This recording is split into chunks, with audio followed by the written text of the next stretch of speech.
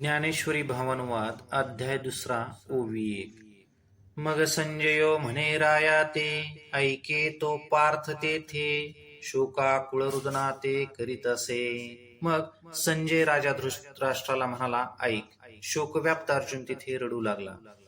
ते कुळ देखोनी समस्त, स्नेह उपनले अद्भुत, तेने द्रवले असे चित्त कवने परी.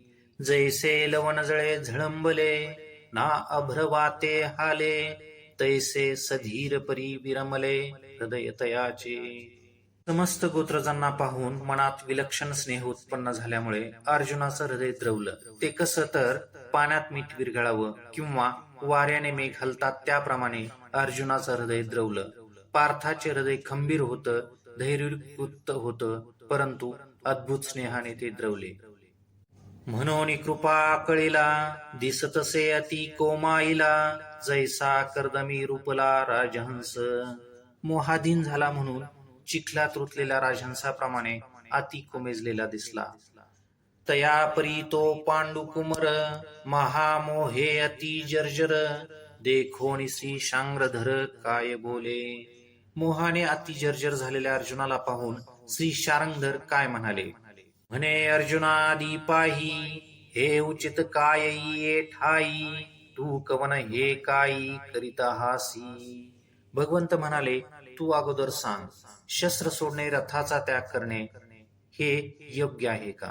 तू कोण आहेस, काय करतोस याचा जरा विचार कर. तुझ सांगे काय झाले, गवनवणे आले, करिता काय ठेले, खेद कायसा. सांग, तुला झालं तरी काय? कोणता कमीपणा तुझ्यात आला? किंबहुना तुला काय कमी पडलं? काय करायचं राहिलं? अकारण खेद का करतोस? तू अनुचिता चित्तने दिसी, धीर कही न सांडीसी, तुझे निनामे अपयशी दिशा लंघिजे. तू अयोग्य गोष्टीला महत्व देत नाहीस, किंबहुना त्यात तुझं चित्त नसतं, कधीही धीर सोडत नाहीस. तुझ्या नावानं अपयशानं देशोधडीला जावं.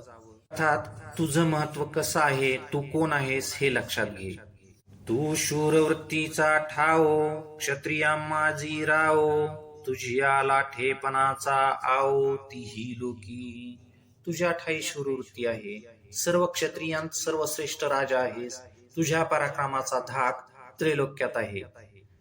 तुवा संग्रामी हर जिंकिला, निवात कवचांचा ठाय फेडिला, पवाडा तुवा केला गंधर्वासी. युद्धात शंकरांना जिंकलंस, निवात आणि कवच यांचा ठिकाणा नाहीसा केलास, गंधर्वाबरोबरच्या युद्धात पराक्रम दाखविला. अर्थात तू असामान्य आहेस. पाहता तुझे निपाडे, दिसे त्रैलोक्य ही थोकडे, ऐसे पुरुषत्व चोखडे पार्था तुझे. तो तू की आजी येथे, सांडून या वीर वृत्ती ते, अधोमुख रुदना ते करिता हासी. अर्जुना, तुझ्या तुलनेत हे त्रैलोक्यही लहान वाटतं, असा तुझा पराक्रम आहे. मग आज इथे वीरवृत्तीचा त्याग करून खाली मान घालून का रडतोस?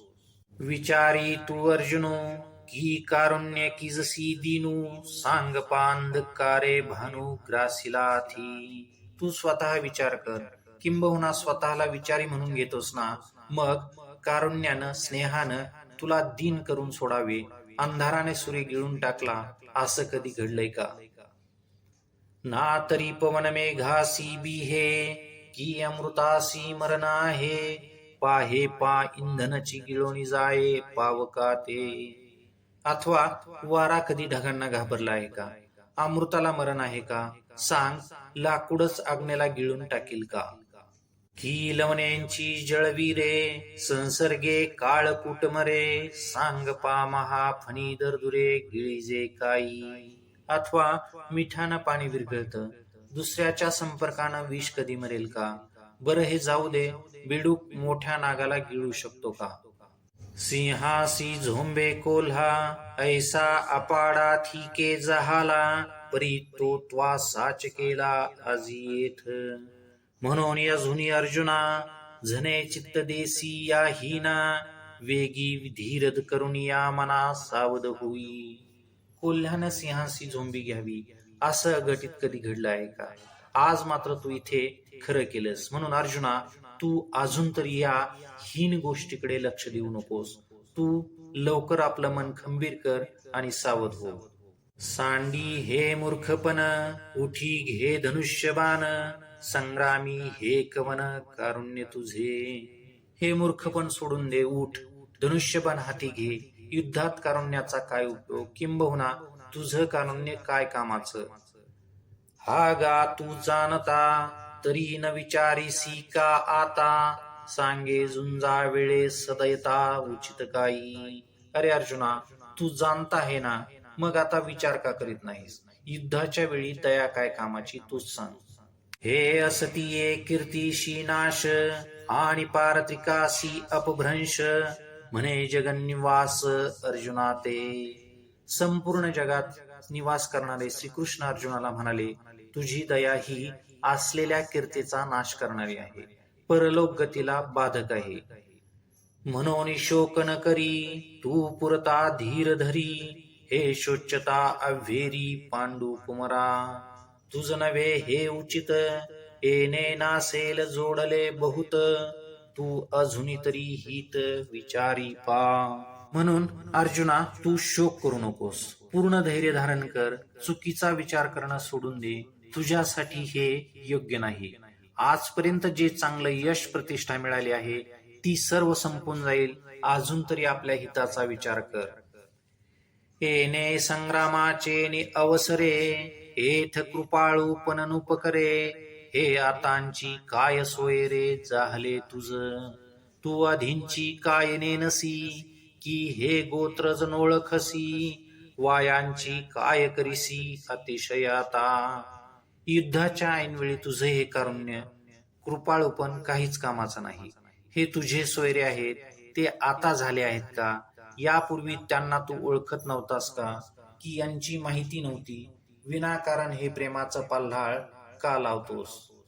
आजीचे हे झुंज, काय जन्मानवल तुझ, हे परस्परे तुम्हा व्याज सदांची अथी. तरी आता काय जाहले, काही स्नेह उपनले, हे नेनिजे परी कुडे केले अर्जुना तुवा.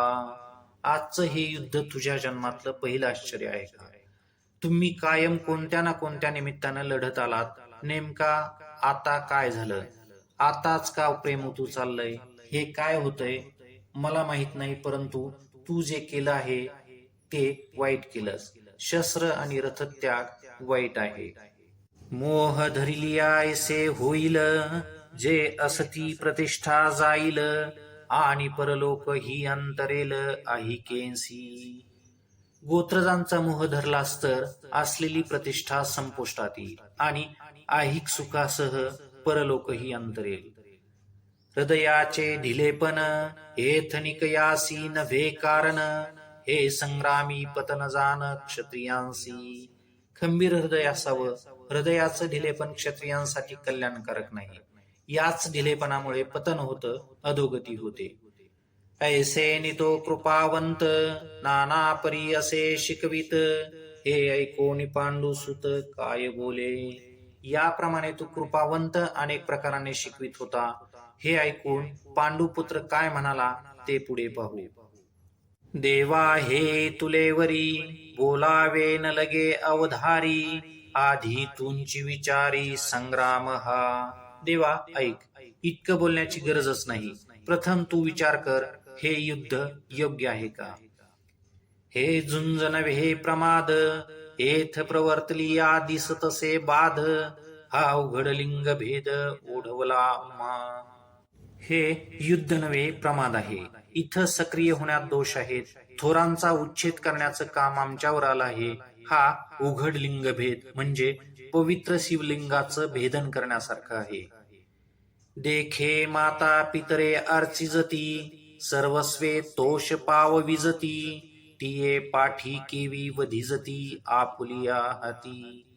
उदाहरणार्थ असे पहा, आई वडिलांची पूजा करावी, सर्व प्रकारे त्यांना समाधानात ठेवावं, नंतर आपल्याच हातांनी त्यांचा वध कसा करावा. देवा संत वृंद नमस्कारीजे, का घडे तरी पूजिजे, हे वाचून केवी निंदिजे स्वये वाचा. देवा, संत समूहाला वंदन करावं, शक्य असल्यास त्यांची पूजा करावी, हे सोडून स्वतः आपल्या वाचेनं त्यांची निंदा कशी करावी. चिंतन: मोठ्यांची अवज्ञा आणि संतांची निंदा हा शस्त्राशिवाय केलेला वध असतो. अशस्त्रम वध उच्यते. केवळ निंदा ही वधाचं पातक घडवते, शारीरिक हिंसेला तर शब्दच नाहीत. तैसे गोत्र गुरु आमुचे, पूजनीय महानेमाचे, मज बहुत भीष्म द्रोणांचे वर्ततसे. त्याप्रमाणे आमचे बांधव आणि गुरु आम्हाला नित्य पूजनीय आहेत. विशेष करून भीष्म आणि द्रोण यांचे माझ्यावर अनंत उपकार आहेत. जया लागे मनी विरू, आम्ही स्वप्नी ही न शको धरू, तया प्रत्यक्ष केवी करू घात देवा. वरी जळो हे जी आले, एथव घेयांसी हेंची काय जाहले, जे यांच्या वधी अभ्यासिले, मिरविजे आम्ही. देवा, ज्यांच्याविषयी मनानं स्वप्नातही वैर धरता येत नाही, त्यांचा प्रत्यक्ष घात कसा बरं करू. यापेक्षा अशा जगण्याला आग लागो. इथे आज सर्वांनाच काय झालं आहे, अर्थात सर्वांना युद्धाचं वेड कसं लागलं. ज्या धनुर्विद्येचा अभ्यास आम्ही केला त्याची प्रौढी यांचा वध करून मिरवायची का. मी पार्थ द्रोणाचा केला, येणे धनुर्वेद मज दिधला, तेने उपकार काय आभारेला वधितया ते. मी जो धनुर्धर म्हणून प्रसिद्ध आहे तो पार्थ गुरु द्रोणांनी तयार केला आहे. त्यांनीच संपूर्ण धनुर्वेद मला दिला. त्यांच्या उपकारांच्या ओझ्याखाली असलेला असा मी त्यांचा वध करावा काय. किंबहुना उपकृत असल्याने आभार म्हणून त्यांचा वध करणं योग्य ठरेल काय. जेथींची या कृपाला हिजेवर, तेथेंची मने व्यभिचार, तरी काय मी भस्मासुर अर्जुन म्हणे. अर्जुन म्हणतो, ज्यांच्या कृपा प्रसादानं सामर्थ्याचा वर मिळवावा तिथेच मनानं त्यांच्यावर उलटावं, मी भस्मासुर आहे का. मने व्यभिचार म्हणजे अन्य असणं, ज्याचं खायचं त्याच्यावरच उलटायचं. अर्जुन म्हणतो, मी यापैकी नाही. देवा समुद्र गंभीर ऐकिजे, वरी तो ही आहाच देखिजे, परिक्षोभ मनी निजे द्रोणाची ये. देवा, समुद्र गंभीर आहे असं ऐकण्यात येतं, तथापि तोही वरवरच आहे. कधी कधी तो खवळतोही, परंतु गुरुदेव द्रोणाचार्यांच्या मनात कधीही क्षोभ उत्पन्न झालेला ज्ञात नाही. जे अपार जे गगन, हे अपार जे गगन, वरी तया ही होईल मान, परी अगाध भले गहन हृदय याचे. हे अवकाश आकाश अमर्यादा हे शक्य आहे की त्याचं मोजमाप करता येईल, परंतु गुरु द्रोणाचार्यांचं हृदय आकाशापेक्षा अगाध आहे, व्यापक आहे, खोल आहे, त्याचा अंत लागणार नाही. वरी अमृत ही विटे, की काळ वशे वज्र ही फुटे, परी मनो धर्म न लोटे विकार विलही. एखाद्या वेळेस अमृत हे विटेल, काळाच्या प्रभावामुळे वज्र देखील भंगेल, परंतु विकार उत्पन्न करण्याचा प्रयत्न केला तरी मनोधर्म किंचितही ढळणार नाही. स्नेहा लागी माये, म्हणिपे ते कीर होये, परी कृपा ते मूर्त आहे द्रोणी ये. निरपेक्ष प्रेमासाठी आईचं नाव घेतलं जातं, ते निश्चित आहे, ते एकदम खरं आहे, परंतु गुरु द्रोणाचार्यात मूर्तिमंत कृपा आहे. ही हा कारुण्याची यादी, सकल गुणांचा निधी, विद्या सिंधू निरवधी अर्जुन म्हणे. माझे गुरु हे कारुण्याचं उत्पत्ती स्थान आहे, सर्व गुणांची खाण आहे, विद्येचा अमर्याद सागर आहेत, असे अर्जुन म्हणाला. हा येणे माने महंत, वरी आम्हा लागी कृपावंत, आता सांग पाय थे घात चिंतू येईल. अशा प्रकारे हा महान आहे, शिवाय आमच्यासाठी कृपावंत आहे. आता सांग देवा, यांचा घात करण्याचा विचार मनात कसा येईल. ऐसे हेरणी वधावे, मग आपण सुखे राज्य भोगावे, ते मनान ये आघवे जीवितेंसी. आशांचा युद्धात वध करावा आणि मग आपण राज्य सुख सत्तेचं सुख भोगावं, हे काहीही केल्या अंतःकरणापासून सांगतो, मनाला पटत नाही, किंबहुना मनात येत नाही. हे येणे माने दुर्धर, जे याही होनी भोग सदर, ते असतू येथवर भिक्षा मागता भली. मोठे भोग भोगण्यासाठी यांचा घात मनात आणावा हे कठीण आहे. त्यापेक्षा हे सर्व राहू देत. जगण्यासाठी भिक्षा मागितलेली केव्हाही चांगली. ना तरी देश त्यागे जाईजे, का गिरी कंदर सेविजे, परी शस्त्रातान धरिजे यावरी. या प्रांताचा त्याग करावा किंवा पर्वत गुहेचा आश्रय घ्यावा हे उत्तम, परंतु अशा श्रेष्ठांवर शस्त्र धरू नये. देवा नवनिशिती शरी, वावरोनी यांच्या जिव्हारी, भोग विसावे रुधिरी बुडाले जे, ते काढून काय किजती, लिप्त केवी सेविजती, मज नये हे उपपत्ती याची लागी.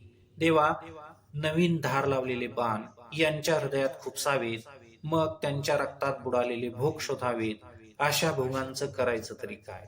हत्येच्या पापाने लिप्त भोग कसे भोगावेत? याच करिता देवा, तुझा युक्तिवाद माझ्या मनाला पटत नाही. ऐसे अर्जुन ते अवसरी, म्हणे श्रीकृष्णा अवधारी, परी ते मना नयेची मुरारी ऐकोनिया. हे जाणोनी पार्थ भ्याला, मग पुनरपी बोलो लागला, म्हणे देवा का चित्त या बोला देतीची ना. अशा प्रकारे अर्जुन त्यावेळेस बोलला. देवाला म्हणाला, श्रीकृष्णा ऐक, परंतु ते कृष्णाच्या मनाला पटलं नाही. देवाला आपलं बोलणं पटलं नाही हे समजल्यावर अर्जुन घाबरला. मनातल्या मनात म्हणाला, देव माझ्या बोलण्याकडे लक्ष का देत नाहीत. थोडा विचार केला आणि पुन्हा देवाशी बोलायला सुरुवात केली. हे रवी माझ्या चित्ती जे होते, ते मी विवरुनी बोलिलो येथे, परी निके काय या परवते ते तुम्ही जाणा. हे रवी, माझ्या मनात जे होतं ते मी स्पष्टपणे बोललो. यात काय चांगलं आहे ते तुम्ही जाणा, अर्थात तुम्हाला माहित आहे. पै विरुजयांसी ऐकिजे, आणि या बोलींची प्राण सांडिजे, ते एथ संग्राम व्याजे उभे आहाती. परंतु ज्याच्याशी वैर आहे, किंबहुना वैर पत्करलं एवढं जरी ऐकलं तरी आम्ही प्राण सोडले पाहिजेत. तेच या युद्धाच्या निमित्ताने समोर उभे आहेत. आता ऐसे या ते वधावे, की वेरुनिया निघावे, या दोहीम माझी बरवे ते नेनो आम्ही. अशांचा वध करावा की यांच्या प्रेमामुळे इथून निघून जावं, या दोहोंपैकी कोणतं चांगलं ते मला कळत नाही. आम्हा काय उचित ते पाहतान स्फुरे येथ, जे मोहेने चित्त व्याकुळ माझे. आम्ही यावेळी नेमकं काय करावं याचा विचार केला तर योग्य काय आहे त्याचं स्फुरण होत नाही, कारण मोहामुळे माझं चित्त व्याकुळ आहे. चिंतन. कार्पण्य दोषाचे अनेक अर्थ आहेत. द्वादश कानन पंचानन श्री स्वामी काशिकानंद गिरीजी महाराज यांच्या सांख्य संदर्भ गीता प्रवचन मालेत आले आहे. त्यात कृपयेतीचा उल्लेख आहे, जो इथे पूर्णपणे शोभतो. कृपया परयाविष्टो कृपेचा आवेश झाल्यामुळे होणारे जे दोष आहेत त्यांना कार्पण्य दोष म्हणावेत. या दोषानं ज्याचा स्वभाव मारला गेला, नष्ट झाला, त्या अर्जुनाची ही कबुली आहे की माझा जो मूळचा क्षात्र स्वभाव शस्त्र खाली न ठेवणे, तो कार्पण्य दोषाने नष्ट झाला. त्यामुळे स्फुरण होत नाही. स्फुरण हाच महत्वाचा भाग आहे. हा आतला आवाज आहे, तो कधीही दाबता येत नाही. दोषामुळे माझी अनिर्णित अवस्था झाली. स्फुरण बंद पडलं, चित्त मोहामुळे व्याकुळ झालं. त्यानं हा आवाज ऐकला पाहिजे, परंतु दूषित चित्तामुळे ऐकला जात नाही. हेच व्याकुळ चित्त सिद्धांताचा ध्वनी ऐकत नाही. प्रेमाच्या शब्दाचा ध्वनी हृदयाच्या कानापर्यंत जात नाही. न गेल्यामुळे जाग येत नाही. जाग आणण्यासाठीच गुरुदेव असतात. मग स्फुरण होतं, आतला आवाज येतो. ते स्फुरण मनाला नियंत्रित ठेवतं. सतत स्फुरण हाच परमार्थ आहे. तिमिरावरुद्ध जैसे दृष्टींचे तेज भ्रंसे, मग पासीचा सुतान दिसे वस्तू जात. देवा तैसे मज जाहले, जे मन हे भ्रांती ग्रासिले, आता काय हिता पुले तेही नेने.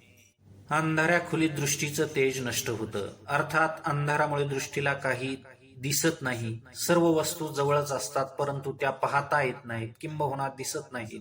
त्याप्रमाणे देवा, माझं मन झालं आहे. माझं मन भ्रांतीने ग्रासलं आहे. आता माझं हित कशात आहे हे मलाच कळेना. तरी श्रीकृष्णा तुवा जाणावे, निकेते आम्हा सांगावे, जे सखा सर्वस्वा घवे आम्हासी तू. तरी श्रीकृष्णा, आता तूच आमचं हित कशात आहे ते जाण, जे योग्य आहे ते आम्हाला सांग, कारण आमचा सखा सर्व काही तूच आहेस. तू गुरुबंधू पिता, तू आमची इष्ट देवता, तुमची सदा रक्षिता आपुदी अमते. तू गुरु आहेस, बंधू आहेस, पिताही तूच आहेस, याशिवाय आमची इष्ट देवता आहेस. संकटकाळी तूच आमचं रक्षण करतोस. जैसा शिष्या ते गुरु, सर्वथा नेने अव्हेरू, की सरितांते सागरू त्यजी केवी. ज्याप्रमाणे श्री गुरूंच्या मनात अनन्य शिष्याचा अव्हेर करावा असं कधीच येत नाही, किंवा सागर नद्यांचा त्याग कसा करू शकेल. ना तरी अपत्या ते माये, सांडूनी जरी जाये, तरी ते कैसे निजिये ऐके कृष्णा. आई, जर तान्ह्या मुलाला सोडून गेली तर मूल कसं जगेल. देवा ऐक. भ्यालेला अर्जुन श्री गुरुमातेला मातृत्वाची आठवण करून देत आहे. तैसा सर्वांपरी आम्हासी, देवा तुमची एक आहासी, आणि बोलिले जरी न मनीषी मागील माझे. तरी उचित काय आम्हा, जे व्यभिचरेना धर्मा, ते झडकरी पुरुषोत्तमा सांग आता. देवा, सर्वतोपरी तूच एक आम्हाला आहेस. जर माझं आतापर्यंत बोलणं पटत नसेल तर आम्हाला जे उचित आहे आणि धर्माला विरुद्ध नसेल ते पुरुषोत्तमा आत्ताच लवकर सांग. हे सकळ कुळ देखोनी, जो शोकोपनला से मनी, तो तुझ्या वाक्या वाचुनी न जाये अनिके. हे सर्व गोत्रच पाहून जो शोक मनात उत्पन्न झाला आहे तो तुझ्या वाक्या वाचून, उपदेशा वाचून अन्य साधनानं जाणार नाही. एथ पृथ्वी तलाप होईल, हे महेंद्र पद ही पाविजेल, परिमोह हान पिटेल मानसींचा. जैसी सर्वथा बीजे आहाळली, ती सुक्षेत्री जरी पेरिली, तरी न बिरुडती सिंचली आवडे तैसी. यावेळी जरी सार्वभौम पदासह महेंद्रपद मिळालं तरी माझ्या मनातील मोह जाणार नाही. ज्याप्रमाणे संपूर्ण भाजलेलं बीज उत्तम जमिनीत पेरलं, हवं त्याप्रमाणे पाणी दिलं, तरीही ते उगवत नाही. ना तरी आयुष्य पुरले आहे, तरी औषधे काही नोहे, येथे एकची उपेगा जाये परमामृत. तैसे राज्य भोग समृद्धी, उज्जीवन नोहे ये बुद्धी, एथ जिव्हाळा कृपानिधी कारुण्य तुझे. किंवा आयुष्य संपलं असेल तर औषधानं काहीही होणार नाही, हे जरी सत्य असलं तरी तिथे एकच परमामृत उपयोगाला येतं. त्याप्रमाणे राज्य, भोग आणि संपत्ती माझ्या मोहित असलेल्या बुद्धीला जीवन देऊ शकत नाही. हे कृपानिधे, फक्त तुझी कृपा मला तारू शकते. ऐसे अर्जुन तेथे बोलिला, तव क्षण एक भ्रांती सांडिला, मग पुनरपी व्यापिला उर्मी तेने. अशा प्रकारे अर्जुन तिथे बोलला. त्यावेळी क्षणभर भ्रांती मुक्त होता, पुन्हा त्याला भ्रांतीची लहर आली. की मज पाहता उर्मिनो हे, अनारिसे गमत आहे, तो ग्रासिला महामोहे काळ सर्पे. माऊली म्हणतात, मला इथं वेगळंच वाटत आहे. कधी शुद्धीवर येतो तर कधी बरळतो. याचं हृदय महामोहरूपी काळ सर्पानं ग्रासला आहे. अर्थात अर्जुनाचं हृदय हे विषव्याप्त झालं आहे. सवर्म हृदय कल्हारी, तेथ कारुण्य वेळेच्या भरी, लागला म्हणून लहरी मांजेची ना. हे जाणून ऐसी प्रौढी, जो दृष्टी सवेंची विष फेडी, तो धावया श्री हरी गारुडी पातला की. अत्यंत नाजूक हृदय कमळाला ऐन कारुण्याच्या वेळी महामोहरूपी सर्प चावला, म्हणून त्याच्या लहरी थांबत नव्हत्या. विषाचा उग्रपणा भगवान श्रीकृष्णाच्या लक्षात आला. जो केवळ दृष्टीने विष उतरवतो, श्रीहरी गारुडी अर्जुनाच्या रक्षणाला धावून आला. चिंतन. साकार सर्प शरीराला चावतो, त्याचं विष संपूर्ण शरीरात भिंत, एका एका अवयवावर ते ताबा घेत. अर्जुनाचं नाजूक हृदय महामोहानं ताब्यात घेतलं. खूप सुंदर जीवनानुभव माऊलींनी इथे सांगितला आहे. हा अनुभव प्रत्येक माणसाला येतो. बुद्धीला माहित आहे की चुकीचं आहे तरीही तो ते करतो, कारण त्याचं हृदय ऐकत नाही. मनुष्याला ज्ञान आहे, हृदय मोहाने ग्रासलेलं आहे.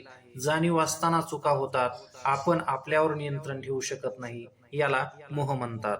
इथं ज्ञान निकामी असतं. अर्जुन म्हणतो, देवा, आपली कृपा हवी, आपलं प्रेम हवंय. हे कृपानिधी, मला तुझ्या प्रेमाची गरज आहे. मला जिव्हाळा हवाय.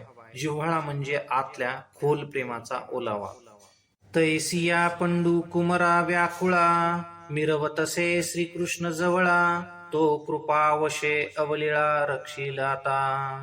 रक्षण करण्याकरिता आलेला श्रीकृष्ण व्याकुळ झालेल्या अर्जुना शेजारी मांत्रिकाप्रमाणे शोभू लागला. अर्जुन प्रेमाच्या अधीन झालेला कृपावंत आता अर्जुनाचं सहज रक्षण करील. म्हणून तो पार्थू मोह फणीग्रस्तू, म्या म्हणितला हा हेतू जाणोनिया. हा अभिप्राय लक्षात घेऊन माऊली म्हणतात, अर्जुन हा मोहफणीग्रस्त आहे. मोहरूपी सर्पाच्या विषाने ग्रस्त असा मोहफणीग्रस्त शब्दाचा अर्थ आहे. मग देखा तेथ फाल्गुनो, घेतला असे भ्रांती कवळुनो, जैसा घनपडाळी पडळी भानू आच्छादिजे. ज्याप्रमाणे सूर्य हा मेघरूपी पटानं पडद्याने झाकला जातो, त्याप्रमाणे अर्जुन हा भ्रांतीने झाकला गेला, वेढला गेला, किंबहुना अधीन झाला. तया परी तो धनुर्धर, जाहलासे दुःखे जर्जर, जैसा ग्रीष्मकाळी गिरीवर वनवला का. प्रथम उन्हाळा, त्यात वनवा पेटला. माऊली म्हणतात, श्रेष्ठ डोंगरावर उन्हाळ्यात वनव्याने पेट घ्यावा, त्याप्रमाणे अर्जुन हा दुःखाग्नीने जर्जर झाला. म्हणून सहजे सुनीळ, कृपामृते सजळ, तो ओळला श्री गोपाळ महामेघ. तेथ सुदर्शनांची द्विती, तेच विद्युलता झळकती, गंभीर वाचा ते आयती गर्जनेची. गायीचं पालन करणारा श्री गोपाळ जो सहज सुनील आहे, म्हणजे श्यामवर्ण आहे, कृपारूपी अमृताने भरलेला आहे, तो महामेघ अर्जुन रूपी पर्वतराजावर उतरला. तिथं श्रीकृष्णाची दंतकांती हीच जणू काय चमकणारी वीज आहे. गंभीरवाणी हा मेघांचा आवाज गडगडाटाचा थाट आहे, किंबहुना मेघगर्जना आहे. आता तो उदार कैसा वर्षेल, तेने अर्जुनाचळ निवेल, मग नवी विरुडी फुटेल उन्मेषाची. ते कथा ऐका मनाची या आरानुका, ज्ञानदेव म्हणे देखा निवृत्तीदास. श्रीकृष्ण रूपी महामेघ जो उदार आहे, तो आता कसा वर्षाव करेल, ज्यामुळे अर्जुन रूपी पर्वतराज शांत होईल. मग नवी ज्ञानाची पालवी कशी फुटेल, त्याचा सर्व वृत्तांत किंबहुना कथिली गेलेली कथा मनाच्या समाधीसाठी ऐका. मनाच्या डोळ्यांनी पहा. श्री गुरु निवृत्तीचे दास माऊली असं म्हणतात. ऐसे संजय असे सांगत, म्हणे राया तो पार्थ, पुनरपी शोकाकुळित काय बोले. त्याप्रमाणे संजय धृतराष्ट्राला सांगत होता, राजा, तो अर्जुन पुन्हा दुःखाने व्याकुळ होऊन काय म्हणाला. ऐकेस खेद बोले श्रीकृष्णा ते, आता नाळवावे तुम्ही माते, मी सर्वथान झुंजे येथे भरवसेनी. ऐसे की हेळा बोलिला, मग मौन धरुनी ठेला, तेथ श्रीकृष्ण विस्मयो पावला, देखोनी तया ते ऐक. विमनस्मक मनाने अर्जुन श्रीकृष्णाला म्हणाला, देवा, आता मला युद्धाचं साकडं घालू नका. विश्वासपूर्वक सांगतो, मी इथं युद्ध करणार नाही. असं एकदा बोलून स्तब्ध झाला, मौन धारण केलं. अर्जुनाची ती अवस्था पाहून देवाला आश्चर्य वाटलं. मग आपुला चित्ती म्हणे, येथ हे काही आदरिले येणे, अर्जुन सर्वथा काही नेने काय कीजे. मग भगवंत मनातल्या मनात म्हणाले, हे काय सुरू केलं. खरोखरच अर्जुनाला काही कळत नाही. नको त्या ठिकाणी नको ते करतोय, याला आता काय करावं. हा उमजे आता कवने परी, कैसे निधीर स्वीकारी, जैसा ग्रहाते पंचाक्षरी अनुमानी का. कशा पद्धतीने याला समजेल, गेलेलं धैर्य पुन्हा कसा धारण करील. भगवंत याचा अंदाज बांधत होते.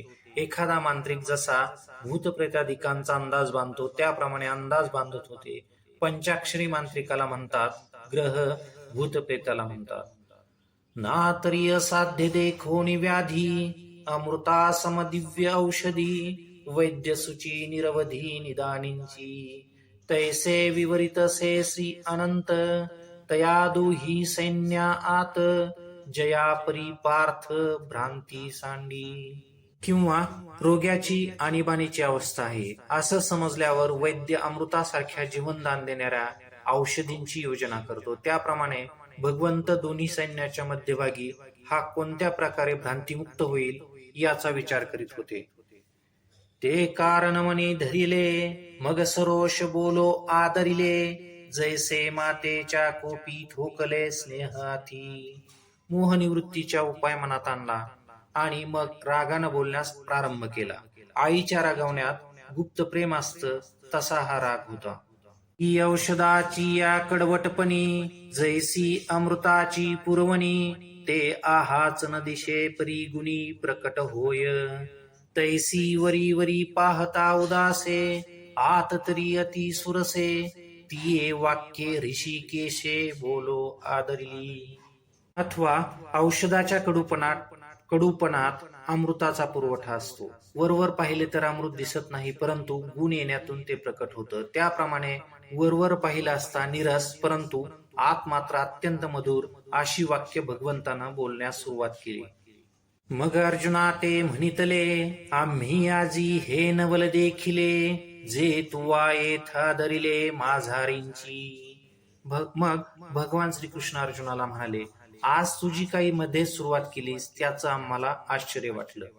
चिंतन. युद्धासाठी आलेला अर्जुन विचारवंतांचे सिद्धांत प्रतिपादन करू लागला हे आश्चर्य आहे. मोहानं शोकयुक्त झालेला तू, घाबरलेला तू या युद्धातून निघून जाण्यासाठी पंडिताच्या सिद्धांताचा आधार घेतोस. कोणत्या अधिकाऱ्याने कोणता विषय हाताळावा हे प्रथम समजायला हवं. स्थळ आणि काळ याचं ज्ञान हवं हे तर प्राथमिक आहे. आपण सांगतो कोणाला याचं ज्ञान आणि भान असणं आवश्यक आहे. याला भगवंत म्हणतात आम्ही आजी हे नवल देखिले. तू मूर्ख आहेस असं न म्हणता तू पंडित नाहीस असं म्हणतात. तू जाणता तरी म्हणविसी परीने निवेते न सांडीसी आणि शिकवू म्हणो तरी बोलसी बहुसाल नीती. तू जाणता आहेस असं नाही, तू स्वतःला जाणता म्हणून घेतोस आणि मूर्खपणाला अज्ञानाला सोडत नाहीस. काही शिकवायला जावं तर तूच नीतिमत्तेच्या अनेक गोष्टी सांगतोस. जात्यंधा लागे पिसे मग ते सैरा धावे जैसे तुझे शहाणपण तैसे दिसतसे.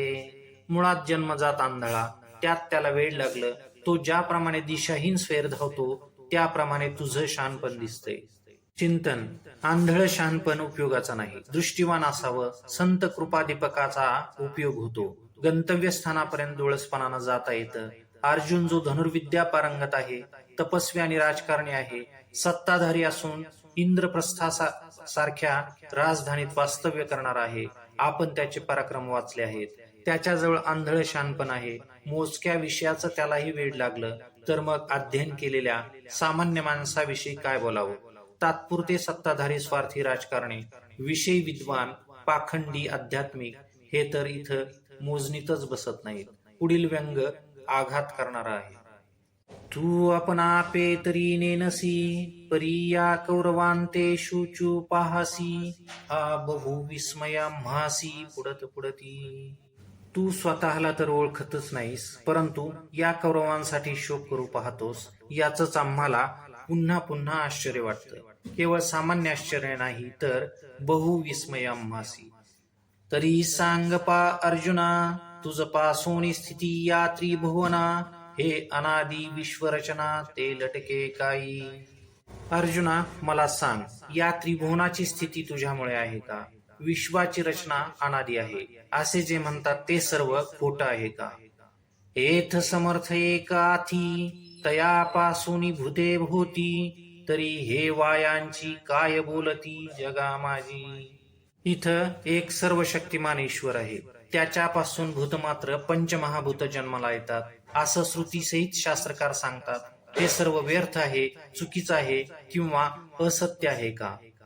हो का सांप्रतैसे जाहले जे हे जन्म मृत्यू तुवा सृजिले आणि नाश पावे नाशिले तुझे निकाई.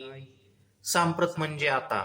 या काळात असं काही बदल झाले आहेत का की जन्म आणि मृत्यूला तू उत्पन्न केलंस, किंबहुना तू जन्माला घातलंस, अथवा तू नाश केला तरच यांचा नाश होईल, असं काही आहे का? तू भ्रमलेपणे अहंकृती, यासी घात न धरिसी चित्ती, तरी सांगे काही हे होती चिरंतन. महामोहामुळे तू यांचा घात मनात आणला नाही तर हे चिरंजीव होणार आहेत का? तू नाशाचा विचार करणं ही अहंकृती आहे, अहंकार निर्मित कृती आहे. माझ्यामुळे ही मोठे झाले किंवा मी यांना बर्बाद केलं, ही वाक्य अहंकाराची आहेत. मागचा संदर्भ लक्षात घ्यावा. तू आपणापे तरी नसी, की तू एकवधिता आणि सकळ लोक हा मरता, ऐसी भ्रांती झने चित्ता येओ देसी. किंवा तू एक मारणार आहेस आणि बाकी सर्व मरणारे आहेत, अशा प्रकारची भ्रांती तुझ्या मनात येऊ देऊ नकोस. अनादि सिद्ध हे आघवे, होत जात स्वभावे, तरी तू आकाशोचावे सांगे मज. परी मूर्खपणे नेनसी, न चिंतावे ते चिंतिसी, आणि तुंची नीती सांगसी आम्हा प्रती. अनादी काळापासून स्वाभाविकपणे हे जग उत्पन्न होतं आणि नष्ट होतं, याविषयी तू का शोक करावा? परंतु तुला मूर्खपणामुळे कळत नाही. ज्याविषयीचं चिंतन करू नये त्याविषयीचं चिंतन करतोस, पुन्हा आम्हालाच धर्मनीती सांगतोस. देखे विवेकी जे होती, ते दुहितेही न शोचिती, जे होय जाय हे भ्रांती म्हणूनिया. जे विचारवंत असतात ते जन्म मृत्यू या दोघांचा विचार करीत नसतात, कारण उत्पत्ती आणि नाश ही भ्रांती आहे. अर्जुना सांगेन ऐक, एथाम्ही देख तुम्ही देख, आणि हे भूपती अशेख आदी करुणी. नित्यता ऐसेची असोनी, ना तरी निश्चित क्षया जाऊनी, हे भ्रांती वेगळी करुणी दोन्ही नाही. अर्जुना सांगतो ते ऐक. असं पहा की आपण कौरव आणि सर्व राजे नित्य राहू अथवा नाश पाहू हे निश्चित करता येत नाही. ही भ्रांती आहे, भास आहे. ही दूर झाली की दोन्ही खऱ्या वाटत नाहीत, अर्थात भ्रांतीमुळे त्या सत्य आहे असं वाटतं. हे उपजे आणि नाशे, ते मायावशे दिसे, एरवी तत्वता वस्तू जे असे ते अविनाशची. हे उत्पन्न होणं आणि नष्ट होणं हे दोन्ही मायेच्या योगाने दिसतात. जे वस्तुतः वास्तविक तत्व आहे ते अविनाशी आहे. जैसे पवने तोय हलविले, आणि तरंगाकार जाहले, तरी कवनके जन्मले म्हणोये तेथ. तेंची वायूचे स्फुरण ठेले, आणि उदक सहज सपाट जाहले, तरी आता काय निमाले विचारी पा. ज्याप्रमाणे वाऱ्याने पाणी हलवलं आणि ते तरंगाच्या रूपात दिसतं हे ठीक आहे, परंतु तिथं कोणी जन्माला आलं असं म्हणता येईल का? तिथेच वारा थांबला आणि पाणी शांत झालं. ऐके शरीर तरी एक, परी वयसा भेदे अनेक, हे प्रत्यक्षची देख प्रमाण तू. ऐक, शरीर एकच आहे, परंतु वयोपरत्वे त्याला 3 अवस्था प्राप्त होतात. हे प्रत्यक्ष आहे, तूही अनुभवतोस. एथ कौमारत्वत दिसे, मग तारुण्य ते भ्रंशे, परी देह चीन नाशे एकासवे. इथं प्रथम कौमारत्व दिसतं, मग तारुण्यात बालपण नाहीसं होतं. बालपणासह तारुण्य जरी नाहीसं झालं तरी देह नष्ट होत नाही, अर्थात अवस्था बदलली, परंतु शरीर हे शरीरच आहे, संपलं नाही. तैसी चैतन्याच्या ठाई, ये शरीरांतरे होती जाती पाही, ऐसे जाणे तया नाही व्यामोह दुःख. त्याप्रमाणे चैतन्याच्या ठिकाणी अशी वेगवेगळी शरीर उत्पन्न आणि नष्ट होतात. अशा प्रकारे जो जाणतो, ज्याला भ्रांतीजन्य दुःख होत नाही. व्यामोह म्हणजे भ्रांती, भ्रम, जसं ज्याचं रूप नाही तसं तिथं दिसणं, याला पाहणं, याला भ्रम म्हणतात. दोरी ही सर्प नाही, परंतु मंद अंधकारात ती सर्परूपाने दिसते, यालाच भ्रम भ्रांती असं म्हणतात. साध्या भाषेत जो संत नाही त्याला महान संत मानणं. हेथने नावया हेंची कारण, जे इंद्रिया आधीनपण, तीही आकळी जे अंतःकरण म्हणून भ्रमे. अंतःकरण इंद्रियाच्या ताब्यात असल्यामुळे नित्यानित्याचं स्वरूप जाणता येत नाही. हेच मुख्य न जाणण्याचंही कारण आहे. संबंध अंतःकरणाला व्यापतात म्हणून भ्रांती होते. चिंतन. इंद्रिय प्रधान जगणं हे बंधनाला कारणीभूत आहे. पतन करणारी इंद्रिय आहेत हे माहीत आहे, परंतु न जाणण्यालाही कारण आहेत. हे माऊली सांगतात, भ्रमाचं कारण इथंही आहे. इंद्रियांनी दिलेले सुखदुःखादी हेच जीवन आहे असं इंद्रिय भासवतात. कसं ते पुढे सांगतात. इंद्रिये विषय सेविती तेथ हर्ष शोक उपजती ते अंतर आपलविती संगेने. प्रथम इंद्रिय विषयांचं सेवन करतात, तिथं सुख दुःख उत्पन्न होतात. ती सुखदुःखे संबंध असल्यामुळे अंतःकरणाला व्यापतात. हेच भ्रमाचं मुख्य कारण आहे. जया विषयांच्या ठाई एकनिष्ठता कही नाही तेथ दुःख आणि काही सुखही दिसे. ज्या विषयाच्या ठिकाणी स्थिरता नाही तिथं कधी सुख तर कधी दुःख पाहायला मिळतं. देखे शब्दाची व्याप्ती निंदा आणि स्तुती तेथ द्वेष उपजती श्रवणाद्वारे. शब्द अंतःकरणाला व्यापतो. निंदा आणि स्तुती ही शब्दातूनच होतात. निंदेपासून द्वेष आणि स्तुतीपासून राग उत्पन्न होतो. शब्दाची व्याप्ती या दोघातही आहे. श्रवणातून अंतःकरण व्यापलं जातं.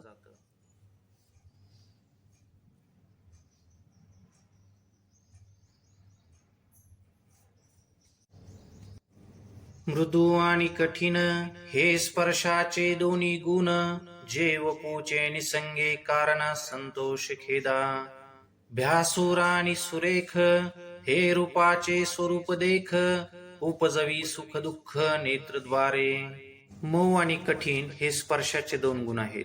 त्वगेंद्रियाच्या संबंधाने संतोष आणि दुःख याला कारणीभूत आहेत. त्याचप्रमाणे भीतीदायक आणि सुंदर हे रूप या गुणाचे स्वरूप आहे. नेत्रद्वारे सुख दुःख उत्पन्न करतात. सुगंध आणि दुर्गंध हा परिमळाचा भेद जो घ्राण संगे विषाद तोष देता. तैसाची द्विविध रस उपजवी प्रीती त्रास म्हणून हा अपभ्रंश विषय संग. गंध या विषयाचा सुगंध आणि दुर्गंध असा भेद आहे जो घ्राणेंद्रियाद्वारे खेद आणि संतोष याला कारणीभूत आहे. त्याचप्रमाणे रस या विषयाचंही आहे. आवडणारा आणि ना आवडणारा याच्यापासून प्रीती आणि त्रास उत्पन्न होतो, म्हणून यांचा संबंध पतनाला कारणीभूत आहे. देखे इंद्रियाधीन होईजे तै शीतोष्णांते पाविजे आणि सुखदुःखी आकळीजे आपण पे. एकंदरीत पंच ज्ञानेंद्रियाचा संबंध सुख दुःखाला कारण आहे. मनुष्य जेव्हा इंद्रियाच्या अधीन होतो तेव्हाच तो शीतोष्णादी स्थितीला प्राप्त होतो. अर्थात आपण होऊन ताब्यात गेल्यामुळे सुख दुःखाकडून नियंत्रित होतो. अर्थात आपणच आपल्याला सुख दुःखाला कारण आहोत. या विषयां वाचून काही आणि सर्वथा रम्य नाही ऐसा स्वभावची पाही इंद्रियांचा. या जगात विषयाशिवाय काहीच चांगलं नाही, गोड नाही, रमणीय नाही असा इंद्रियाचा स्वभाव आहे. विषया वाचून त्यांना काही आवडतच नाही. हे विषय तरी कैसे रोहिणीचे जळ जैसे का स्वप्नींचा आभासे भद्र जाती. तसं पाहिलं तर या विषयाचं स्वरूप कसं आहे म्हणशील तर मृगजळाप्रमाणे भासमान आहे अथवा स्वप्नातील हत्ती आदी प्राण्यांच्या आभासाप्रमाणे आहे. देखे अनित्यते या परी म्हणून तू अव्हेरी हा सर्वथा संगन धरी धनुर्धरा. मृगजळाप्रमाणे हे विषय अनित्य आहेत असं पहा आणि त्यांचा त्याग कर. त्यांच्या सहवासात कशाही प्रकारे राहू नकोस. हे विषय जया ते नाकळीती तया सुख दुःखे न पवती आणि गर्भवास संगती नाही तया. हे विषय ज्याला आकर्षित करीत नाहीत त्याला सुख दुःखे दोन्ही प्राप्त होत नाहीत. याशिवाय तो गर्भवासाच्या संगतीत येत नाही. तो नित्य रूप पार्था ओळखावा सर्वथा जो या इंद्रियार्था नागवेची. अर्जुना, असा पुरुष हा नित्य तृप्त म्हणून ओळखला पाहिजे जो इंद्रियांच्या विषयात अडकत नाही. आता अर्जुना काही एक सांगेन मी ऐक जे विचार परलोक ओळखती. अर्जुना, आणखी काही एक सिद्धांत मी तुला सांगणार आहे, तो ऐक. जे वास्तव आहे, तत्व आहे, त्याला विचारवंत जाणतात. विचारपर म्हणजे परतत्वाच्या विचारात असणारे, विचाराच्याही पुढे अनुभूतीत असणारे, सार असार विचार करणारे, वैचारिक असणारे. विचारातून तत्वापर्यंत गेलेले काही ज्ञानेश्वरी विचारे परलोक ओळखती असा पाठभेद आहे. या उपाधी माझी गुप्त चैतन्य असे सर्वगत, ते तत्वज्ञ सतत स्वीकारिती. या जगात सर्वत्र चैतन्य व्यापक रूपाने आहे. सामान्यासाठी ते गुप्त आहे, गूढ आहे. तत्व जाणणारे अनुभवी सतत त्याची अनुभूती घेतात. सतत या ऐवजी संत असा पाठभेद आहे. सतत हा योग्य आहे. तत्वज्ञ म्हणजे संत, विरुक्ती दोष नको. सलिली पय जैसे एक होऊनी मिनले असे, परी निवडून राजहंसे वेगळे कीजे. की अग्निमुखे की डाळ तोडोनी या चोखाळ, निवडिती केवळ बुद्धिमंत. दुधात पाणी किंवा पाण्यात दूध मिसळलं तर ते एक रूपाने असतं. त्यातील केवळ दूध राजहंस वेगळे करून स्वीकारतो, किंवा सोन्यात असलेला हिनकस धातू सोन्याला अग्नीत टाकून शुद्ध करतात. मग जाणकार ते शुद्ध सोनं स्वीकारतात. ना तरी जाणीवेचायनी करिता दधी कडसनी, मग नमनीत निर्वाणी दिसे जैसे. की भूसबी एकवट उपनितारा हे घनवट, ते थवडे ते फळकट जाणू आले. अनुभव कौशल्याने जर दही घुसळलं तर अंतिम लोणी प्राप्त होतं, किंवा बीज भूसयुक्त एकत्रित असतं, उफणल्यावर बीज खाली पडतं, फळकट वाऱ्याने उडून जातं. तैसे विचारिता निरसले, ते प्रपंच सहजे सांडवले, मग तत्वता तत्व उरले ज्ञानियांसी. त्याप्रमाणे विचारांती ज्याचं निरसन होतं त्याला प्रपंच म्हणावा. ज्ञानी त्याचा त्याग करतात, मग जे तत्व अवशेष असतं संत त्याची अनुभूती घेतात. म्हणून अनित्याच्या ठाई तया आस्तिक्य बुद्धी नाही, निष्कर्ष दोही देखिला असे. तत्वानुभूती घेणारे जे ज्ञानी आहेत ते अनित्य प्रपंचाच्या ठिकाणी आस्तिक्य बुद्धी म्हणजे श्रद्धा ठेवत नाहीत, कारण नित्य अनित्य यांचा निर्णय झालेला असतो, अनुभवलेला असतो. चिंतन नको त्या ठिकाणी आस्तिकता असणं म्हणजेच अंधश्रद्धा होय. ज्ञानानं किंबहुना ज्ञानानुभूतीनं ती जाते, आस्तिकता राहत नाही. वस्तू आहे परंतु तिथे प्रेम नाही. सज्जन माणसं लबड माणसाची हत्या करीत नाहीत, परंतु संबंधही ठेवत नाहीत, मानत नाहीत. त्याप्रमाणे प्रपंचाच्या ठिकाणी आस्तिकता नसते. अस्ति असणारे तत्व त्यांनी जाणलेलं अनुभवलेलं असतं. फळकटच्या मागे तत्वज्ञ नसतात, जे असतात ते तत्वज्ञ नसतात. ही व्यतिरिक व्याप्ती इथे अनुश्रुत आहे. देखे सारा सार विचारिता, भ्रांती ते पाही असारता, तरी सारते स्वभावता नित्य जाणे. असं पहा की सार असार याचा विचार केला असता भ्रांती हे असार आहे.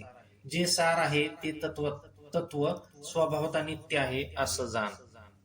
हा लोकत्रयाकार तो जयाचा विस्तार, तेथ नाम वर्ण आकार चिन्ह नाही. त्रैलोक्याचा जो आकार म्हणजे विस्तार आहे, ज्याच्यापासून आहे त्याला नाम वर्ण आकार काही चिन्ह असं काहीच नाही. अर्थात तो निर्गुण निराकार आहे. जो सर्वदा सर्वगत जन्मक्षयातीत, तया केलिया ही घात कदा नो हे. जो सर्वकालीन सर्वव्यापी असून जन्म मृत्यू रहित आहे, त्याचा घात करण्याचा प्रयत्न जरी केला तरी घात होत नाही. आणि शरीर जात आघवे हे नाशवंत स्वभावे, म्हणून तू वाजून जावे पंडू कुमारा. शरीर जात म्हणजे प्राणी मात्रांची शरीर स्वभावता नष्ट होणारी आहेत, याकरिता तू युद्ध कर. तू धरुनी देहाभिमानाते, दिठी सुनी शरीराते, मी मारिता हे मरते म्हणता हासी. तरी अर्जुना तू हे नेनसी, जरी तत्वता विचारीसी, तरी वधिता तू नवसी ते वध्यनवती. तू शरीराचा अभिमान धरून इतरांच्या शरीराकडेच फक्त दृष्टी ठेवून मी मारणार आहे आणि हे मरणारे आहेत असे जे म्हणतोस ते चुकीचं आहे. तुला अजून आत्म्यासंबंधी कळत नाही. वास्तविक जर विचार केला तर तू यांना मारणारा नाहीस व हे सर्व तुझ्याकडून मरणारे नाहीत. जैसे स्वप्ना माझी देखिजे, ते स्वप्नींची साच आपजे. मगची उनिया पाहिजे तव काही नाही. तैसी हे जान माया, तू भ्रमता हासी वाया. शस्त्रे हनितलिया छाया, जैसी अंगीन रूपे. ज्याप्रमाणे स्वप्नात स्वप्न चालू असता सर्व सत्य वाटतं, जाग झाल्यावर पाहिलं तर काहीच नसतं, त्याप्रमाणे माया आहे असं जाण. तू विनाकारण भ्रमात आहेस. सावलीला शस्त्राने जर मारलं तर अंगावर घाव होत नाहीत. का पूर्ण कुंभ उलंडला, तेथ बिंबाकार दिसे भ्रंशला. परी भानू नाही नासला तया सवे. अथवा पूर्ण भरलेला घडा जर पालथा केला तर त्यातील सूर्यबिंब हे नष्ट होईल, हे सत्य आहे. परंतु खरा सूर्य नष्ट होणार नाही, हे लक्षात ठेव. ना तरी मठी आकाश जैसे, मठाकृती अवतरले असे. तो भंगलिया अपैसे स्वरूपची, तैसे शरीराच्या लोपी. सर्वथा नाश नाही स्वरूपी, म्हणून तू हे नारोपी भ्रांती बापा. ज्याप्रमाणे आकाश हे माठामध्ये माठाच्याच आकारास आले, माठाचा नाश झाल्यानंतर आकाश आपल्या मूळ स्वरूपात राहते, त्याप्रमाणे शरीराचा नाश झाल्यानंतर मूळ आत्म्याच्या स्वरूपाचा नाश होत नाही. म्हणून तू आत्मस्वरूपाच्या ठिकाणी भ्रांतीचा आरोप करू नकोस. जैसे जीर्ण वस्त्र सांडीजे, मग नूतन वेडीजे. तैसे देहांतराते स्वीकारीजे चैतन्यनाथे.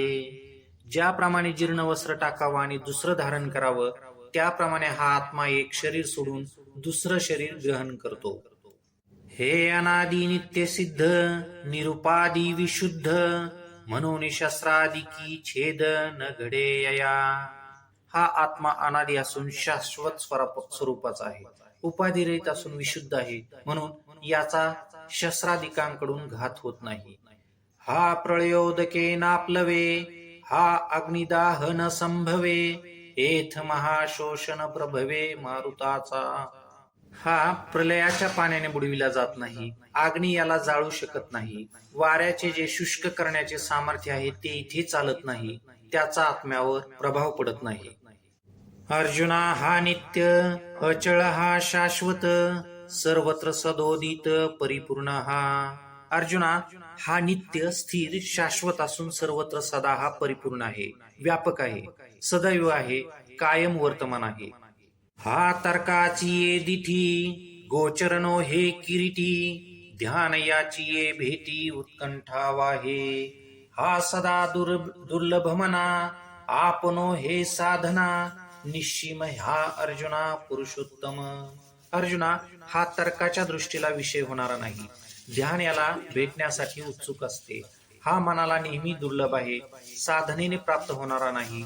अर्जुना हा देश काळातीत असणारा उत्तम असा पुरुष आहे.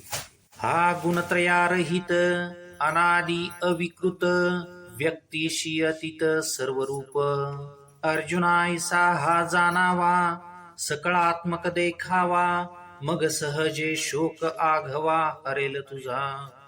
आत्मा हा सत्व रजतम या 3 गुणांनी रहित आहे, अनादि व अविकारी आहे, स्थूल सूक्ष्मादी आकाराच्या पलीकडचा असून सर्व रूप आहे.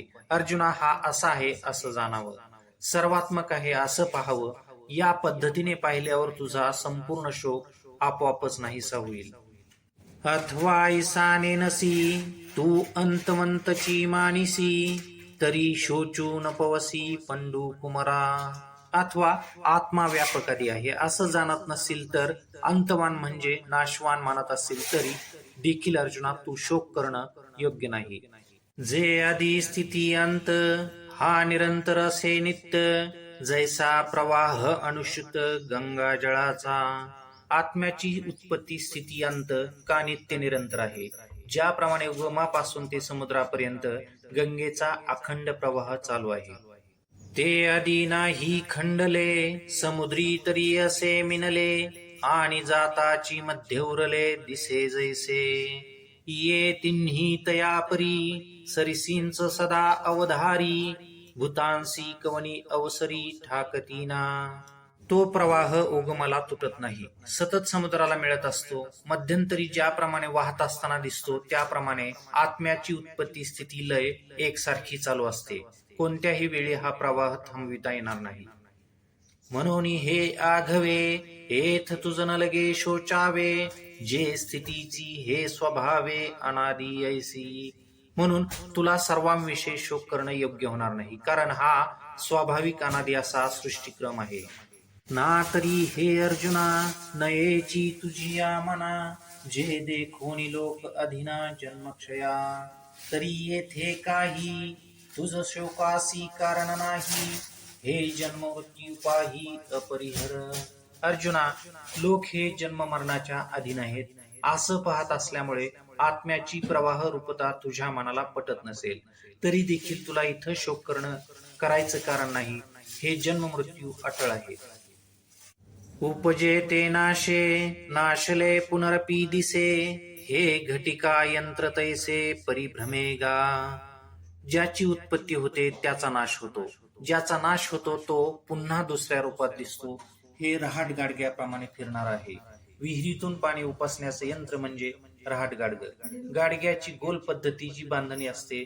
पाण्यातून भरून वर येतं, वर आल्यावर रिकामं होतं, पुन्हा भरायला खाली जातं.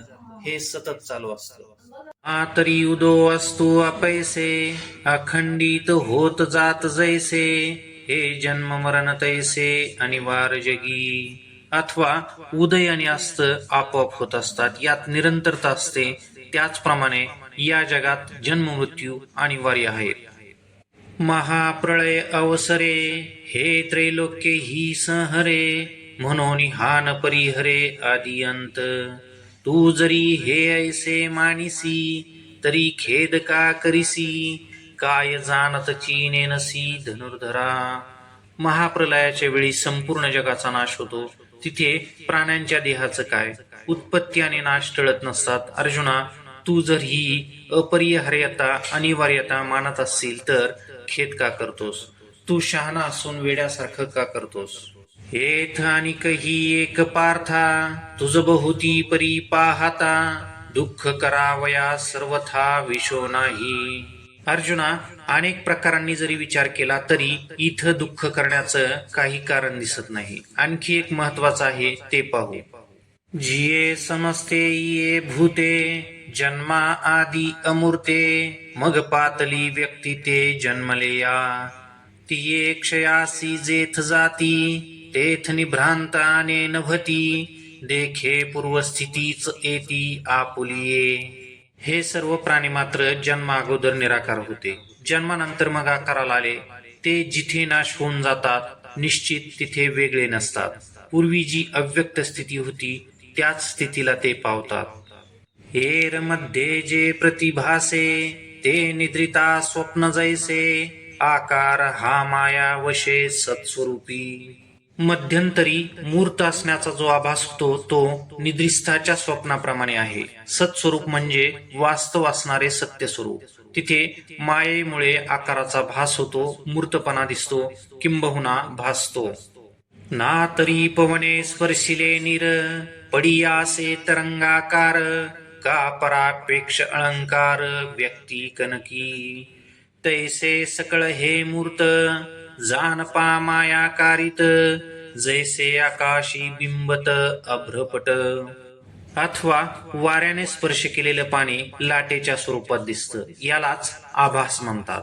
परापेक्ष म्हणजे दुसऱ्याच्या इच्छेने, अर्थात सोनाराच्या कौशल्याने सोन्याला दागिन्याला आकार दिला जातो. आकार सुंदर असला तरी तो एक भास आहे. त्याप्रमाणे सकळ मूर्त पदार्थ मायेमुळे आकाराला आले आहेत असं जाण. आकाशामध्ये ढगांची चादर जशी निर्माण होते त्याप्रमाणे सत्स्वरूपात दृश्यमान होतात. तैसे आधीची जे नाही, तया लागी तू हृदसी काही, तू अविटते पाही चैतन्य एक. जे मुळात नाही त्यांच्यासाठी तू करडतोस. न विटणारे हे एक चैतन्य आहे, त्याला तू पहा. चिंतन. वस्तू शाश्वत आहे, नित्य आणि स्थिर आहे, म्हणून आवडलीच पाहिजे असं नाही. जगात अशा अनेक बाबी चांगल्या असून लोकांना आवडत नाहीत. माऊली म्हणतात, चैतन्य हे अविट आहे, अर्थात नित्य नूतन असून रसयुक्त आहे. शिवाय हा रस न विटणार आहे. तुझं लक्ष इथं असू दे, सामान्यावर काय लक्ष ठेवतोस? जयाची आरतीची भोगीत विषयी त्यजिले संत, जया लागी विरक्त वनवासिये. ज्या चैतन्याच्या विटगोडी संत भोगतात, त्याची आवड जर मनुष्यात निर्माण झाली तर विषया त्या माणसाला आपोआप सोडतात. ज्याच्यासाठी साधक वैराग्य संपन्न होऊन वनवास स्वीकारतात. चिंतन.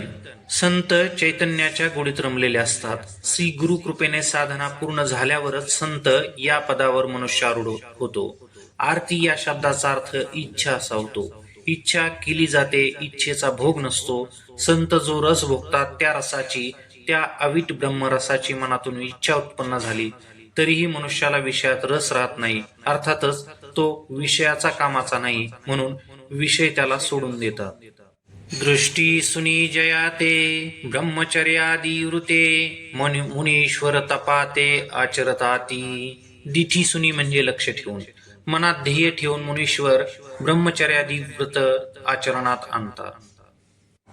एकांतरी निश्चळ जे निहाळिता केवळ, विसरले सकळ संसार जात. योगी चित्ताला स्थिर करून परमतत्वाला निहाळून पाहत असता संपूर्ण संसाराला विसरतो. एका गुणानुवाद करिता उपरती होऊनी चित्ता, निरवधी तल्लीनता निरंतर. एखादा गुणानुवाद करता करता चित्तात वैराग्य निर्माण होतं, मग तो अमर्याद अखंड तन्मयतेला प्राप्त होतो. एक ऐकतांची निवाले ते देह भावी सांडिले, एक अनुभवे पातले तद्रूपता. एक तत्व श्रवणाने शांत झालं, त्यांनी देहभाव सोडून दिला. दुसरे महापुरुष अनुभवाने तदाकार झाले. जैसे सरिता ओघ समस्त, समुद्रा माझी मिळत, परी मागवते न समात परतले नाही. तैसिया योगीश्वरांची यामती, मिळणी सवे एकवटती, परी जे विचारुनी पुनरावृत्ती भजती ना. ज्याप्रमाणे समस्त नद्यांचे ओघ समुद्रात मिळतात, परंतु समुद्रात पाणी जास्त झालं म्हणून कोणी परतत नाही, त्याप्रमाणे महान योगी भक्त यांची प्रतिभा स्वरूप पाहताच एकरूप होते. अर्थात पुन्हा ती परतत नाही, पुन्हा जन्माला येत नाही, कारण ते मोक्ष स्वरूप झालेले असतात. चिंतन. तत्व साक्षात्काराच्या फलश्रुतीचा हा भाग आहे. साधनं कोणतीही असोत, तदाकार होणं महत्वाचं आहे. स्वतः विसर्जित होणं यालाच मोक्ष म्हणतात. जिवंतपणे विसरावं, नंतर विसर्जित करावं. भूतकाळ आणि भविष्यकाळ या द्वंद्वात जगणारी माणसं धनवान विद्वान सत्ताधारी असतील, परंतु ती शांत नाहीत. शांत असणं हेच मोक्षाचं स्वरूप आहे. स्वतःला विसरण्यात शांतता असते. मग तया विसरा माझी विरत, अंगे जीवे. अंग म्हणजे बाह्य प्रपंच, जीवे म्हणजे आतला संसार. याचा विसर तत्व साक्षात्कारानं तदाकारानं होतो. गुणानुवाद म्हणजे भक्तीने होतो. जे सर्वत्र सर्व ही देही, जया करिता ही घात नाही, तू विश्वात्मक तू पाही चैतन्य एक. जे सर्वत्र सर्व ही देही, जया करिता ही घात नाही, ते विश्वात्मक तू पाही चैतन्य एक. जे सर्वत्र व सर्व देहात आहे, प्रयत्न करूनही ज्याचा नाश होत नाही, ते एक विश्वात्मक चैतन्य आहे, त्याला तू जाण. याचे निस्वभावे हे होत जात आघवे, तरी सांग काय सोचावे एथ तुवा. ज्याच्या सत्तेनं या जगाची उत्पत्ती आणि नाश होत आहे, मग अर्जुना मला सांग इथं शोक का करावा. हे रवी तरी पार्था तुझ काने नो न मने चित्ता, परी किडाळ हे शोचिता बहुतां परी. अर्जुना, हे मला कळत नाही, एवढे सिद्धांत सांगूनही तुझ्या मनाला का पटत नाही. खूप विचार केला, शोक करणं हे चुकीचंच आहे, दोषयुक्त आहे. तू अजूनी कान विचारीसी, काय हे चिंतिता हासी, स्वधर्म तो विसरलासी तरावे जेने. तू अजून का विचार करीत नाहीस, भलतच चिंतन करतोस. ज्या योगे तरुण जावं तो धर्मच तू विसरलास. या कौरवा भलते जाहले, अथवा तुझची काही पातले, की युगची हे बुडाले जरी येथ. तरी स्वधर्म एक आहे, तो सर्वथा त्याज्य नोहे. मग तरी जेल काय पाहे कृपाळूपणे. या कौरवांचं वाटेल ते झालं, अथवा तुझ्यावर एखादा अनाहूत प्रसंग उडवला, किंबहुना इथे हे जीव जरी बुडालं तरी देखील तुझा स्वधर्म आहे, कोणत्याही प्रकारे टाकणं योग्य नाही. जर सोडला तर कृपाळूपणे तरुण जाशील काय. सोडणे हा विचार अगोदर करायला हवा होता. अर्जुना तुझे चित्त जरी जाहले द्रवीभूत, तरी हे अनुचित संग्राम समयी. अर्जुना तुझं चित्त कृपेने जरी द्रवीभूत झालं, विरघळलं, तरी हे युद्धाच्या वेळी योग्य नाही. अगा गोक्षीर जरी जाहले, तरी पथ्यासी नाही घेतले, ऐसे निही विष होय सुदले, नवज्वरी देता. अरे दूध गाईच आहे, परंतु ते ताप आल्यावर घेऊ नये. जर दिलं तर त्याचं विष होतं. ते पथ्य आहे, चांगलं आहे, पण देण्याची योग्य अवस्था नाही. विषमज्वरात शक्यतो उपवास महत्वाचा असतो. अन्न दिलं तर हलकं सुपथ्य देतं. तैसे आणि यान करिता नाश होईल स्वहिता, म्हणून तू आता सावध होई. त्याप्रमाणे भलत्या ठिकाणी भलत करू नये. जर केलं तर आपल्या हिताचा नाश होतो, म्हणून तू आता सावध हो. वायांची व्याकुळ काई, आपुला निज धर्म पाही, जो आचरिता बाध नाही कवने काळी. विनाकारण तू व्याकुळ होतोस. आपल्या स्वधर्माकडे व्यवस्थित लक्ष दे. ज्याचं आचरण केलं तर कधी दोष लागणार नाही.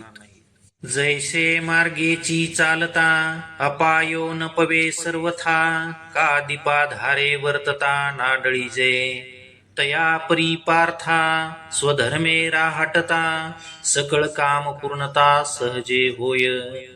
ज्याप्रमाणे योग्य मार्गाने गेल्यास कोणताही अपाय होत नाही, किंवा दिव्याच्या आधारे चालले असता निश्चित ठेच लागणार नाही, त्याप्रमाणे स्वधर्माचरण करीत असता सर्व इच्छा आपोआप पूर्ण होतात.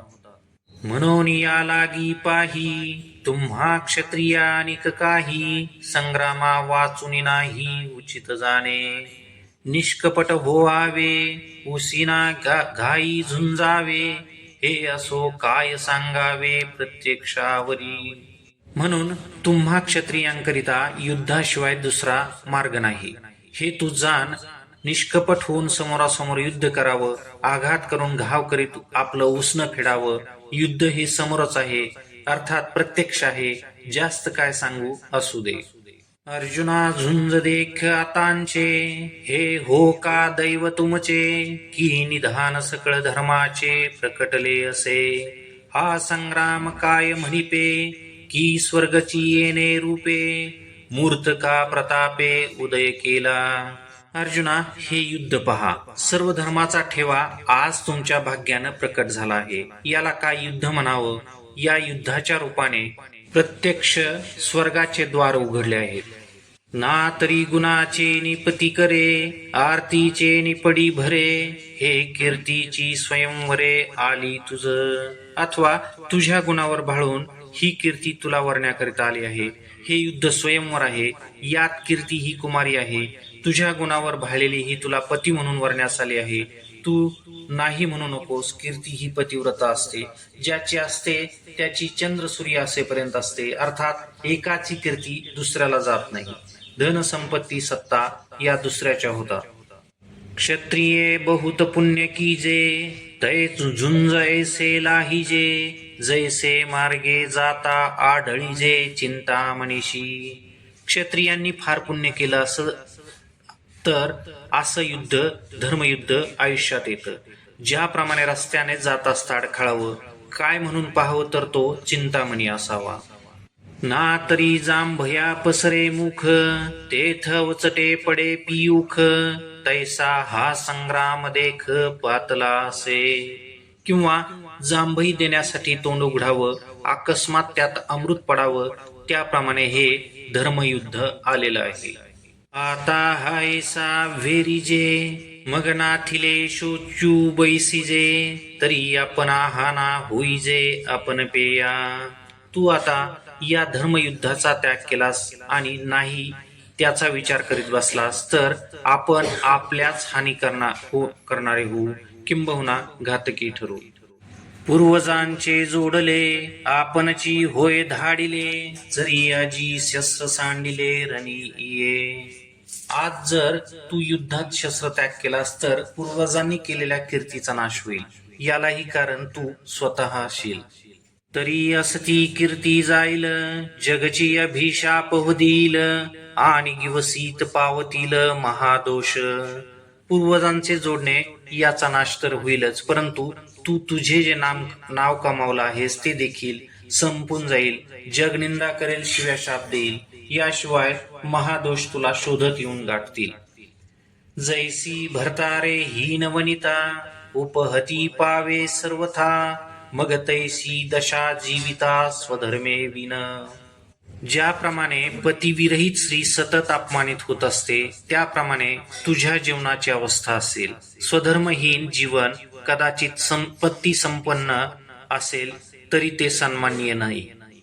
ना तरी रणी शवसांडीजे, ते चौमेरी गिधी विदारीजे, तैसे स्वधर्महीन अभिभावीजे अमहादोषी. ना तरी रणी शवसांडीजे, ते चौमेरी गिधी विदारीजे, तैसे स्वधर्महीना अभिभविजे महादोषी. अथवा युद्धभूमीवर उपेक्षित प्रेताला ज्याप्रमाणे गिधाडे सर्व बाजूने फाडतात, त्याप्रमाणे महादोष तुझी अवस्था करतील. चिंतन. मनुष्य चांगला असतो परंतु व्यसनामुळे बाद होतो. व्यसन न सुटणे म्हणजे महादोषांनी त्याला ताब्यात घेणे, त्याची वाईट अवस्था करणे हेच पापाचं फळ असतं. आपल्या निर्णयाने आपलं जीवन उद्ध्वस्त करतो. म्हणून स्वधर्म हा सांडसील, तरी पापावर पडा होसील, आणि अपयश ते नवचेल कल्पांतवरी. म्हणून तू जर स्वधर्म सोडशील तर पापाला प्राप्त होशील. याशिवाय अपयशाचा डाग 4 युगाचा अंत होईपर्यंत जाणार नाही. जाणते नित्वची जे आवे, जव अपकीर्ती अंगान पवे, आणि सांग पाकेवी निगावे एथोनिया. अपकीर्ती जोपर्यंत अंगाला शिवत नाही तोपर्यंतच जाणत्या माणसानं जगावं. आता तूच सांग, या धर्मयुद्धातून परत कसं फिरावं. तू निर्मत्सर सदयता, एथोनी निघसील कीर मागवता, परी ते गती समजता न म्हणेल या. हे चहूकडून कवळीतील, बाणवरी घेतील, तेथ पार्थान सुटी जेल जरी कृपाळूपणे. तू मत्सर टाकून दयायुक्त अंतःकरणाने इथून निघून जाशील हे निश्चित, परंतु तुझी ही शुद्ध मानसिकता शत्रूंना कशी आकलन होईल. त्यांना हे न पटणार आहे ते तुला 4ही बाजूने घेरतील, तुझ्यावर बाणांचा वर्षाव करतील. अर्जुना, त्यावेळी तुझी सुटका केवळ कृपाळू असल्यामुळे होणार नाही. ऐसेनी ही प्राण संकटे, जरी विपाये पाणी घने घटे, तरी ते जी आले ओखटे मरणाहुनी. कदाचित अशा प्राण संकटातून तू कशी बशी सुटका करून घेशीलही, परंतु ते जगणं मरणापेक्षा वाईट असेल. तू अनिकही एक न विचारीसी, एथ संभ्रमे झुंजो आलासी, आणि सकनौपणे निघालासी मागुता जरी. तरी तुझे ते अर्जुना, या वैरिया दुर्जना, का प्रत्यया येईल मना सांगे मज. अर्जुना, तू आणखी एका गोष्टीचा विचार केला नाहीस. जेवढ्या तयारीने, उत्साहानं, सन्मानानं तू इथे आलास आणि आता दयाळूपणे परत फिरलास, तर तुझ्या शत्रूला, दुर्जनांना हे मनापासून पटणार आहे का? तूच मला सांग. हे म्हणती गेला रे गेला, अर्जुना महाबिहाला, हा सांगे बोल उरला निका काही. अर्जुन आम्हाला घाबरून पळून गेला, त्याला पळती भुई थोडी झाली, असे उद्गार तुझ्याविषयीचे असतील. हे उद्गार चांगले आहेत का मला सांग. लोक सायासे करुणी बहुते, वेचिती आपुली जीविते, परी वाढविती कीर्तिते धनुर्धरा. ते तुझा नायासे अनकळीत जोडीला असे, हे द्वितीय अद्वितीय जैसे गगन आहे. तैसी कीर्ती निश्चिम, तुझ्या ठाई निरुपम, तुझे गुण उत्तम तीही लोकी. जगात आपली प्रसिद्धी व्हावी, कीर्ती व्हावी म्हणून अर्जुना, लोक खूप कष्ट घेतात, वेळ प्रसंगी आपले प्राण खर्च करतात, परंतु कीर्ती वाढवत असतात. ती कीर्ती तुला सायास न करता या युद्धाच्या रूपाने लाभली आहे. आकाश ज्याप्रमाणे अद्वितीय आहे त्याप्रमाणे तुझी कीर्ती निरुपम आहे. तुझ्यात जे सद्गुण आहेत ते संपूर्ण जगात उत्तम म्हणून प्रसिद्ध आहेत. दिगंतीचे भूपती भाट होऊन वाखानिती, जे ऐकिले या दचकती कृतांताधिक. देशोदेशींचे राजे भाट होऊन तुझ्या गुणांचं वर्णन करतात. ते ऐकून यमादिक दिग्गजही दचकतात, एवढा तुझा धाक आहे. एकायसी महिमा घनवट, गंगा तैसी चोखट, जया देखी जगी सुभट वांट जाहले. ऐक अर्जुना, तुझा महिमा गहन आहे, गंगेप्रमाणे शुद्ध आहे. तो महिमा पाहिल्यानंतर जे उत्तम योद्धे तेही चकित होतात, स्तब्ध होतात. या जगात शुद्ध प्रसिद्धी मिळणं कठीण आहे. धनवान आणि राजकीय नेत्यांचं वागणं पाहिल्यावर लक्षात येतं, अर्जुन हा राजकारणात आहे तरी देखील याचा महिमा शुद्ध आहे, हे आश्चर्य आहे. धन आणि प्रसिद्धी शक्यतो चांगल्या मार्गाने मिळत नाही, मिळाली तरी ते इतरांना सहन होत नाही. ते पौरुष तुझे अद्भुत, ऐकोनिया हे समस्त, झाले अति विरक्त जीवितेंसी. तुझे मागील पराक्रम ऐकून विरोधकांनी जगण्याची आशा सोडून दिली. जैसा सिंहाची या हाका, युगांत होय मदमुखा, तैसा कौरवा अशेखा धाक तुझा. ज्याप्रमाणे सिंहाच्या नुसत्या गर्जनेने मधोन्मत्त हत्तीला प्रलय काळ दिसतो, त्याप्रमाणे या कौरवांना तुझा धाक बसला आहे. जैसे पर्वत वज्राते, ना तरी सर्प गरुडाते, तैसे अर्जुना हे तू ते मानिती सदा. ज्याप्रमाणे पर्वत वज्राला अथवा सर्प गरुडांना वैरी मानतो, त्याचप्रमाणे अर्जुना तुला हे कौरव सदा वैरी मानतात. हे अगाधपण जाईल, मग हीनत्वांगी येईल, जरी मागुता निघसील न झुंजतची. आणि हे पळता पळवणे दिती, धरुणी अवकळा करीती, न गणित कुटी बोलती ऐकता तुझ. जर तू युद्ध न करताच निघून गेलास तर तुझा हा आघातपणा म्हणजे थोरपणा जाईल, हीनपणा येईल.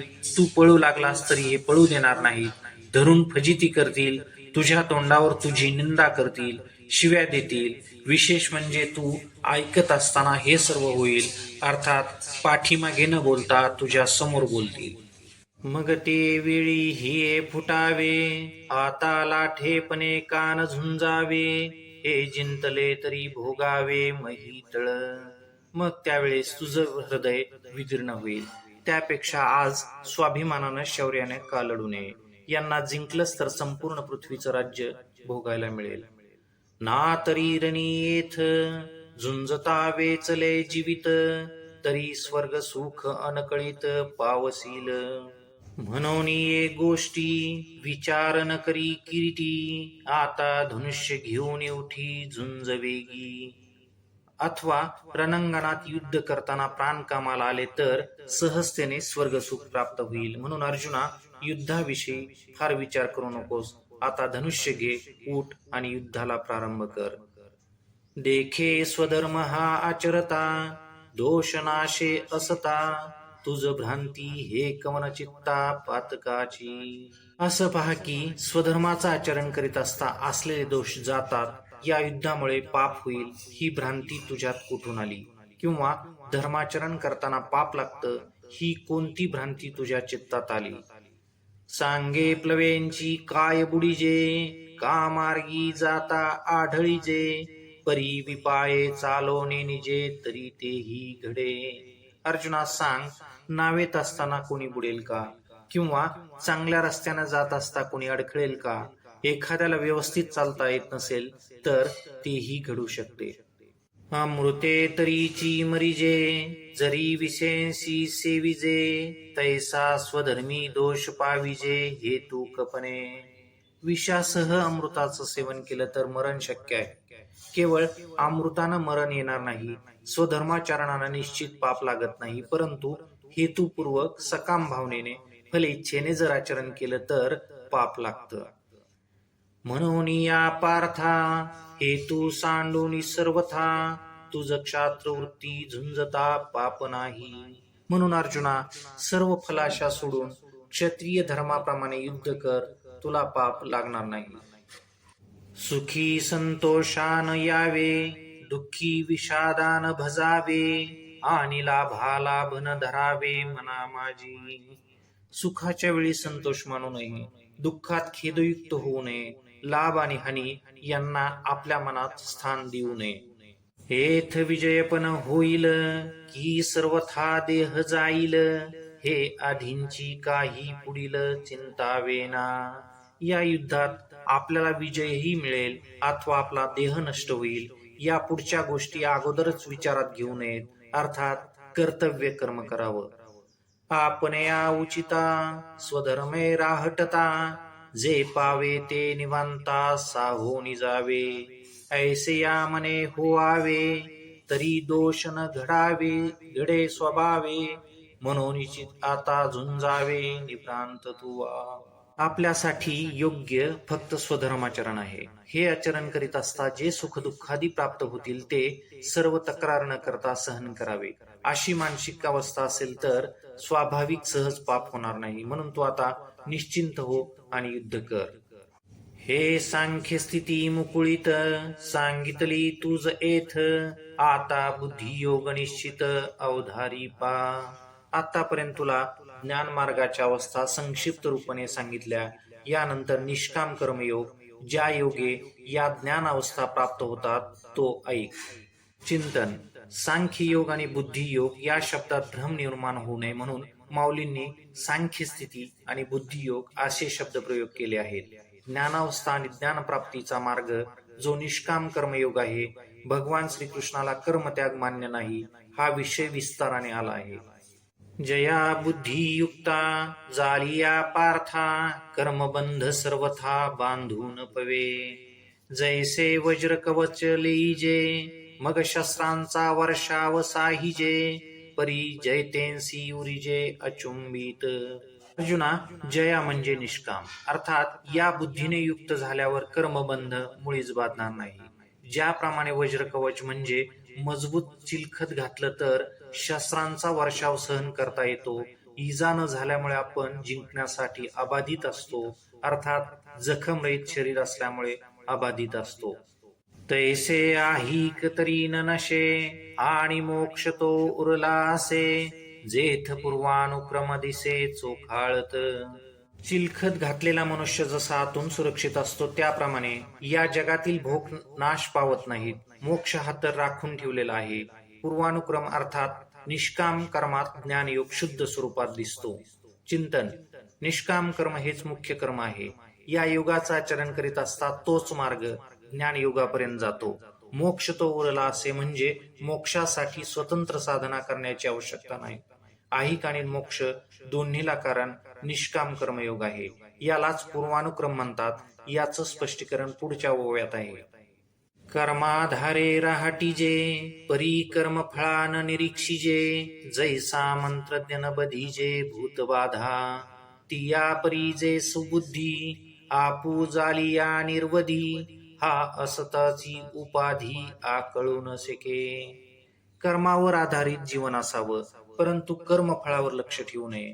कर्म फळ मिळेल का ते पाहू नये. ज्याप्रमाणे मंत्रज्ञाला भूतबाधा होत नाही, त्याप्रमाणे निष्काम कर्म करण्याची पूर्ण सुबुद्धी प्राप्त झाली तर सांसारिक उपाधी असली तरी त्याला ती बाधत नाही.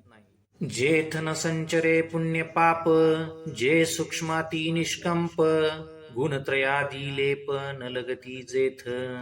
अर्जुना ते पुण्यवशे, जरी अल्पची हृदयी बुद्धी प्रकाशे, तरी अशेष ही नाशे संसार भय.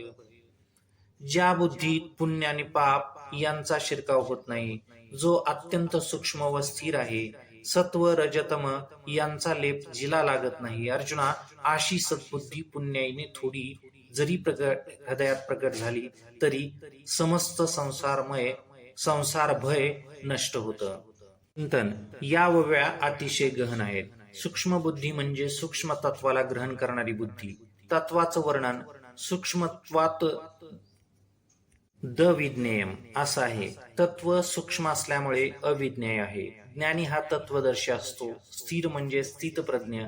ज्याची बुद्धी सूक्ष्म तत्वावर स्थिर आहे, अशी बुद्धी हृदयात प्रकट व्हावी. हरिपाठात याला बुद्धीचं वैभव असं माऊली म्हणतात. जैसी दीपकळिका धाकुटी परी बहु तेजा ते प्रकटी तैसी सद्बुद्धी ही थेकुटी म्हणू नये. दिव्याची ज्योत आकाराला लहान असली तरी ती मोठ्या प्रकाशाला प्रसवते, त्याप्रमाणे सद्बुद्धीला लहान म्हणू नये. सूक्ष्म तत्वाला ग्रहण करणारी सुबुद्धी ही लहान नसते. पार्था बहुती परी हे अपेक्षी जे विचार शुरी जे दुर्लभ चराचरी सद्वासना.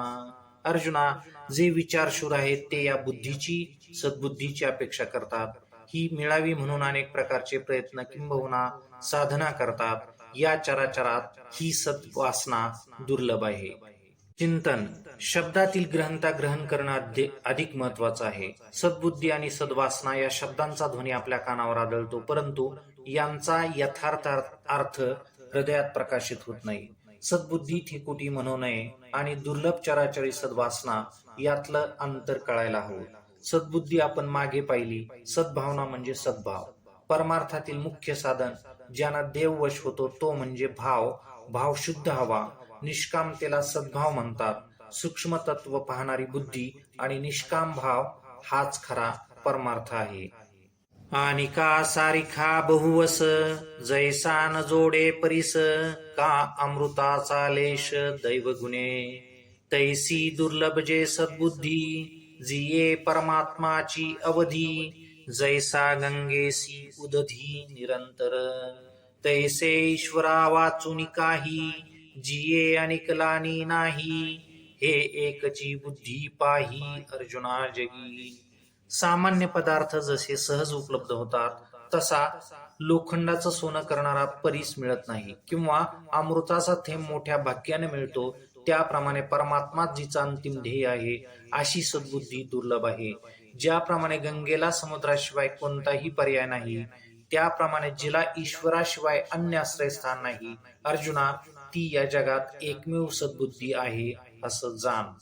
एरते दुर्मती जे बहुधा से विकरती तेथ निरंतर रमती अविवेकीये म्हणून तया पार्था स्वर्ग संसार नरकावस्था आत्मसुख सर्वथा दृष्ट नाही. इतर ज्या दुर्मती आहेत त्या विषयांमध्ये अनेक प्रकारे विखुरतात, अर्थात विषयाकडून विकार विलया जातात. जे अविचारी आहेत ते दुर्बुद्धीत अखंड रममान होतात. म्हणूनच अर्जुना त्यांना स्वर्ग संसार नरक या अवस्था प्राप्त होतात. आत्मसुखाचा तर यांना दर्शनच होत नाही. वेदाधारे बोलती केवळ कर्म प्रतिष्ठिती परी कर्म फळी आसक्ती धरुनिया म्हणती संसारी जन्मिजे यज्ञादिक कर्म कीजे मग स्वर्ग सुख भोगीजे मनोहर. सिद्धांत मांडताना वेद वाक्यांचा आधार घेऊन बोलतात. कर्मफळाची आसक्ती मनात ठेवून केवळ कर्माचं प्रतिपादन करतात. या जगात जन्मावं, यज्ञाधिक कर्म करावं, मनोहर असणाऱ्या स्वर्ग सुखाचा उपभोग घ्यावा असं ते सांगतात. एथ हे वाचून काही आणिक सर्वथा सुखची नाही ऐसे अर्जुना बोलती पाही दुर्बुद्धी ते.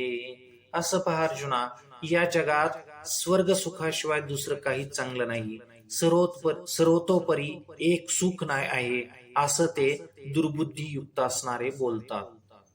देखे कामना अभिभूत होऊनी कर्मे आचरत ते केवळ भोगी चित्त देऊनिया क्रिया विशेषे बहुत न लोपिती विधिते निपुण होऊनी धर्माते अनुष्ठिती. असं पहा, ज्यांचं चित्त केवळ भोगात असतं तेच कामनेने प्रेरित होऊन कर्माचं आचरण करतात. आचरण करीत असता कोणत्याही विधीचा लोप होऊ देत नाहीत. निष्णात होऊन अनेक प्रकारचं धर्मानुष्ठान करतात. परी एकची कुडे करीती जे स्वर्ग काम मनी धरिती यज्ञ पुरुषा चुकती भोगता जो. परंतु ते एकच वाईट करतात, स्वर्ग भोग मनात आणतात. यज्ञ पुरुष म्हणजे व्यापक असणारा ईश्वर जो यज्ञ भोगता आहे त्याला चुकतात, अर्थात त्याला सोडून देतात. जैसा कर्पुराचा राशी कीजे मग अग्नी लावून दिजे कामिष्टांनी संचार विजे काळकूट दैवे अमृत कुंभ जोडला तो पाये हनोनी उलंडिला, तैसा नासिता धर्म निपजला, हेतू कपने. अगोदर कापुराचा ढीग करायचा, मग आपणच त्याला आग लावायची, किंवा गोड जेवणात जहाल विष मिसळायचं. भाग्य आणि प्रयत्नानं मिळविलेला अमृतकुंभ लाथ मारून पालथा करावा, त्याप्रमाणे संपूर्ण धर्मानुष्ठान सकामतेमुळे नष्ट करतात. सायासी पुण्यार्जिजे, मग संसार का पेक्षिजे, परी नेनती ते काय कीजे, अप्राप्त देखे.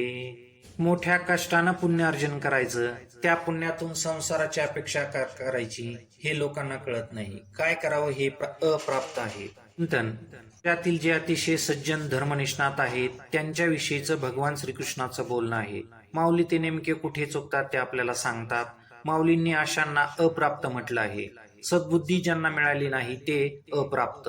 तसा हा व्यंगात्मक शब्द आहे, झोंबला पाहिजे, परंतु शब्द सौम्य असल्यानं बऱ्याच निष्णात लोकांना कळत नाही. अर्थात लक्ष जात नाही. उत्तम धर्मानुष्ठान करून दुर्दैवी आहेत असं समजावं. असा एवढाच भाव आहे असं नाही. मनन करणाऱ्यांना आणखी मोठं विश्व दिसतं.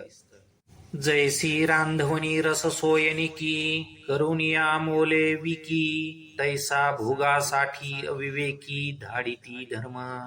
म्हणून हे पार्था, दुर्बुद्धी देख सर्वथा, तया वेदवादरता मनी वसे. ज्याप्रमाणे सुग्रण स्त्रीने उत्तम स्वयंपाक करून पैशासाठी विकून टाकावा, त्याप्रमाणे अविचारी माणसं भोगासाठी धर्म फुकट घालवतात. म्हणून अर्जुना, ही पूर्ण बुद्धी पूर्णपणे दुर्बुद्धी आहे. केवळ वेद वाक्यात जे फळाविषयी सांगितले आहे त्यात रमणारे आहेत, त्यांच्या मनात स्वर्ग भोग असतो असं जाण. योग्य धर्माचरणाचं योग्य फळ मिळावं ही भावना कृपेने भरलेली आहे. ती मिळत नाही म्हणून हे रागवणं आहे. अर्थाचा योग्य विनियोग करावा हीच माऊलींची इच्छा असते. ते वेळी हिये फुटावे, आता लाठेपणे कान झुंजावे, हे जिंतले तरी भोगावे महितळ. मग त्यावेळेस तुझं हृदय विदीर्ण होईल. त्यापेक्षा आज स्वाभिमानानं शौर्यानं का लढू नये. यांना जिंकलंच तर संपूर्ण पृथ्वीचं राज्य भोगायला मिळेल. ना तरी रणी येथ झुंजता वेचले जीवित, तरी स्वर्ग सुख अनकळीत पावसील.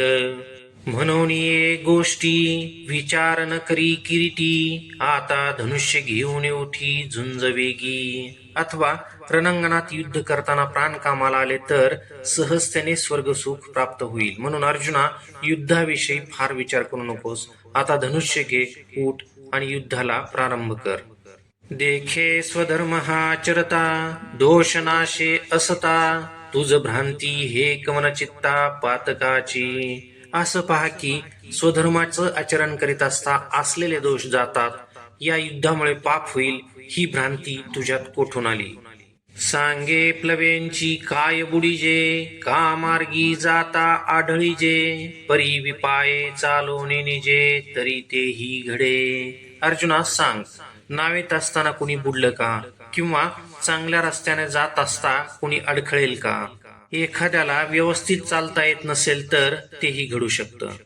अमृते तरीची मरिजे, जरी विषयसी सेविजे, तैसा स्वधर्मी दोष पाविजे, हेतू कपने. विषासह अमृताचं सेवन केलं तर मरण शक्य आहे. केवळ अमृतानं मरण येणार नाही. स्वधर्माचरणानं निश्चित पाप लागत नाही, परंतु हेतुपूर्वक सकाम भावनेने फलिच्छेने जर आचरण केलं तर पाप लागतं. म्हणून या पार्था, हेतू सांडूनी सर्वथा, तुझ क्षात्रवृत्ती झुंजता पाप नाही. म्हणून अर्जुना, सर्व फलाशा सोडून क्षत्रिय धर्माप्रमाणे युद्ध कर, तुला पाप लागणार नाही. सुखी संतोषान यावे, दुःखी विषादान भजावे, आणि लाभा लाभ न धरावे मना माझी.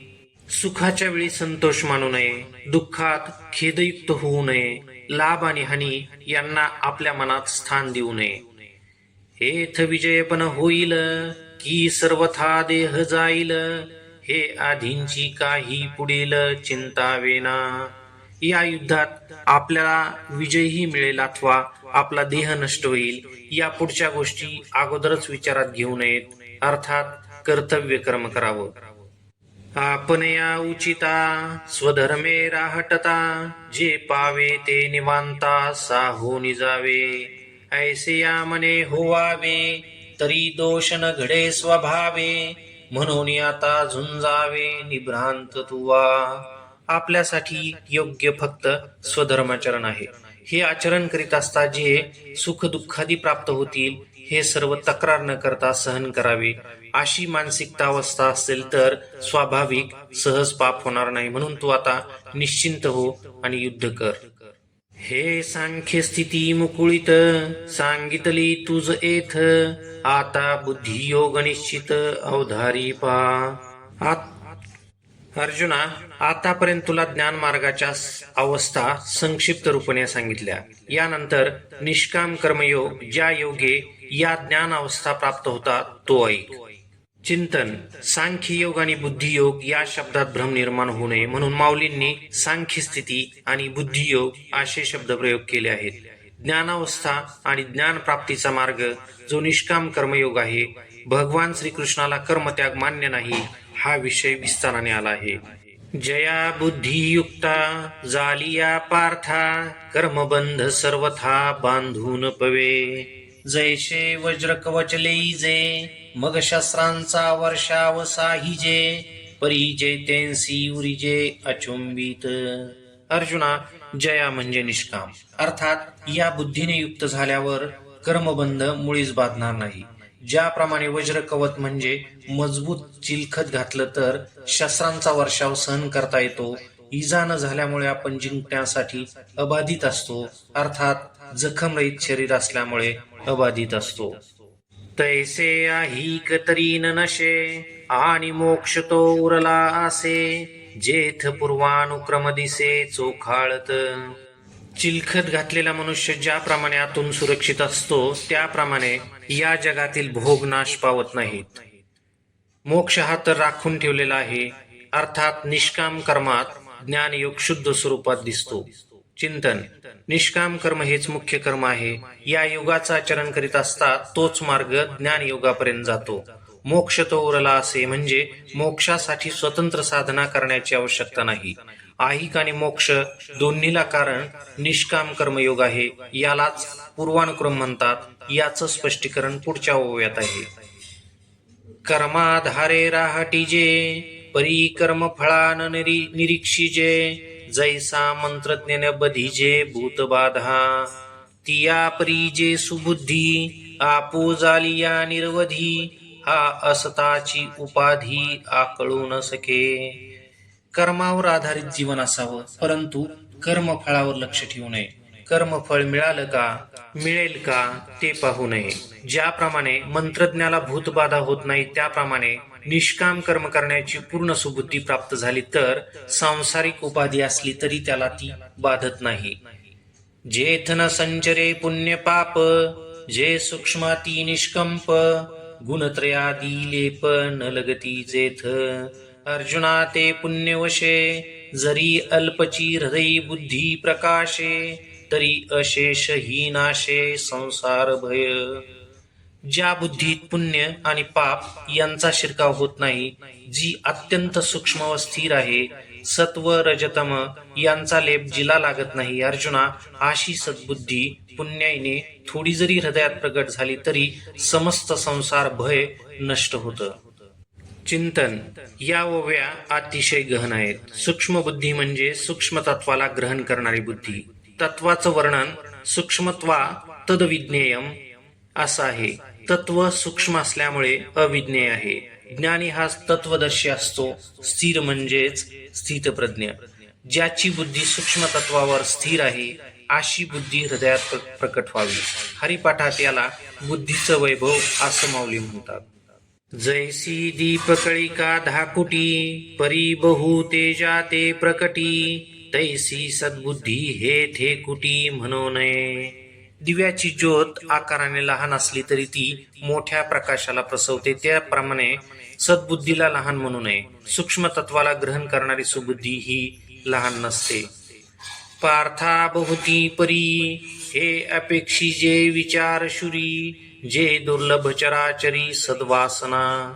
अर्जुना, जे विचारशूर आहे ते या सद्बुद्धीची अपेक्षा करतात. ही मिळावी म्हणून अनेक प्रकारचे प्रयत्न साधना करतात. या चराचरात ही सद्वासना दुर्लभ आहे. चिंतन. शब्दातील गहनता ग्रहण करणं अधिक महत्वाचं आहे. सद्बुद्धी आणि सद्वासना या शब्दांचा ध्वनी आपल्या कानावर आदळतो, परंतु यांचा यथार्थ अर्थ हृदयात प्रकाशित होत नाही. सद्बुद्धी ठिकुटी म्हणू नये आणि दुर्लभ चराचरी सद्वासना यातलं अंतर कळायला हवं. सद्बुद्धी आणि आपण मागे पाहिली. सद्भावना म्हणजे सद्भाव. परमार्थातील मुख्य साधन ज्यांना देव वश होतो तो म्हणजे भाव शुद्ध हवा. निष्कामतेला सद्भाव म्हणतात. सूक्ष्म तत्व असणारी बुद्धी आणि निष्काम भाव हाच खरा परमार्थ आहे. आणि का सारिखा बहुवस जैसा न जोडे परीस, का अमृताचा लेश दैव गुणे, तैसी दुर्लभ जे सद्बुद्धी, जिये परमात्माची अवधी, जैसा गंगेसी उदधी निरंतर, तैसे ईश्वरा वाचून काही, जिये अनिकलानी नाही, ते एकची बुद्धी पाही अर्जुना जगी. सामान्य पदार्थ जसे सहज उपलब्ध होतात तसा लोखंडाचं सोनं करणारा परीस मिळत नाही, किंवा अमृताचा थेंब मोठ्या भाग्याने मिळतो, त्याप्रमाणे परमात्मा जिचं अंतिम ध्येय आहे अशी सद्बुद्धी दुर्लभ आहे. ज्याप्रमाणे गंगेला समुद्राशिवाय कोणताही पर्याय नाही, त्याप्रमाणे जिला ईश्वराशिवाय अन्य आश्रयस्थान नाही अर्जुना, ती या जगात एकमेव सद्बुद्धी आहे असं जाण. हेरते दुर्मती जे बहुधा असे विकरती, तेथ निरंतर रमती अविवेकीये, म्हणून तया पार्था स्वर्ग संसार नरकावस्था, आत्मसुख सर्वथा द्रष्ट नाही. इतर ज्या दुर्मती आहेत त्या विषयामध्ये अनेक प्रकारे विखुरतात, अर्थात विषयांकडून विकार विलया जातात. जे अविचारी आहेत ते दुर्बुद्धीत अखंड रममान होतात. म्हणूनच अर्जुना, त्यांना स्वर्ग संसार नरक या अवस्था प्राप्त होतात. आत्मसुखाचं तर यांना दर्शनच होत नाही. वेदाधारे बोलती केवळ कर्म प्रतिष्ठिती, परी कर्म फळी आसक्ती धरुनिया, म्हणती संसारी जन्मीजे, यज्ञादिक कर्म कीजे, मग स्वर्ग सुख भोगीजे मनोहर. सिद्धांत मांडताना वेद वाक्यांचा आधार घेऊन बोलतात. कर्मफळाची आसक्ती मनात ठेवून केवळ कर्माचं प्रतिपादन करतात.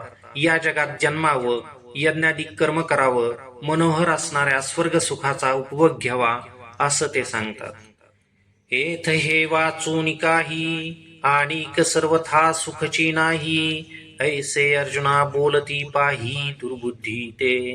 असं पहा अर्जुना, या जगात स्वर्ग सुखाशिवाय दुसरं काही चांगलं नाही, सर्वतोपरी एक सुख आहे असं ते दुर्बुद्धियुक्त असणारे बोलतात. देखे कामना अभिभूत होऊन कर्मे आचरत, ते केवळ भोगी चित्त देऊनिया, क्रिया विशेषे बहुते न लोपिती विधिते, निपुण होऊन धर्माते अनुष्ठिती. असं पहा, ज्यांचं चित्त केवळ भोगात असतं तेच कामनेने प्रेरित होऊन कर्माचं आचरण करतात. आचरण करीत असता कोणत्याही विधीचा लोप होऊ देत नाहीत. निष्णात होऊन अनेक प्रकारचं धर्मानुष्ठान करतात. परी एकची कुडे करीती, जे स्वर्ग काममनी धरिती, यज्ञ पुरुषा चुकती भोगता जो. परंतु ते एकच वाईट करतात, स्वर्ग भोग मनात आणतात. यज्ञ पुरुष म्हणजे व्यापक असणारा ईश्वर जो यज्ञ भोगता आहे त्याला चुकतात, अर्थात त्याला सोडून नेतात. जैसा कर्पुराचा राशी कीजे, मग अग्नी लावून दिजे, कामिष्टांनी असंचर विजे काळकूट, दैवे अमृत कुंभ जोडला, तो पाये हनोनी उलंडिला, तैसा नासिती धर्म निपजला हेतू कपने. अगोदर कापुराचा ढीग करायचा, मग आपणच त्याला आग लावायची, किंवा गोड जेवणात जहाल विष मिसळायचं. जोडला या क्रियापदात प्रयत्न आहेत.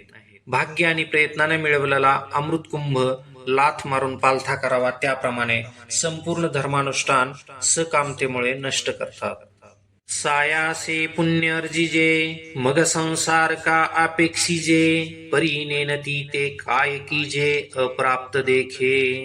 मोठ्या कष्टानं पुण्य अर्जन करायचं, त्या पुण्यातून संसाराची अपेक्षा का करायची हे लोकांना कळत नाही. काय करावं हे अप्राप्त आहे. चिंतन.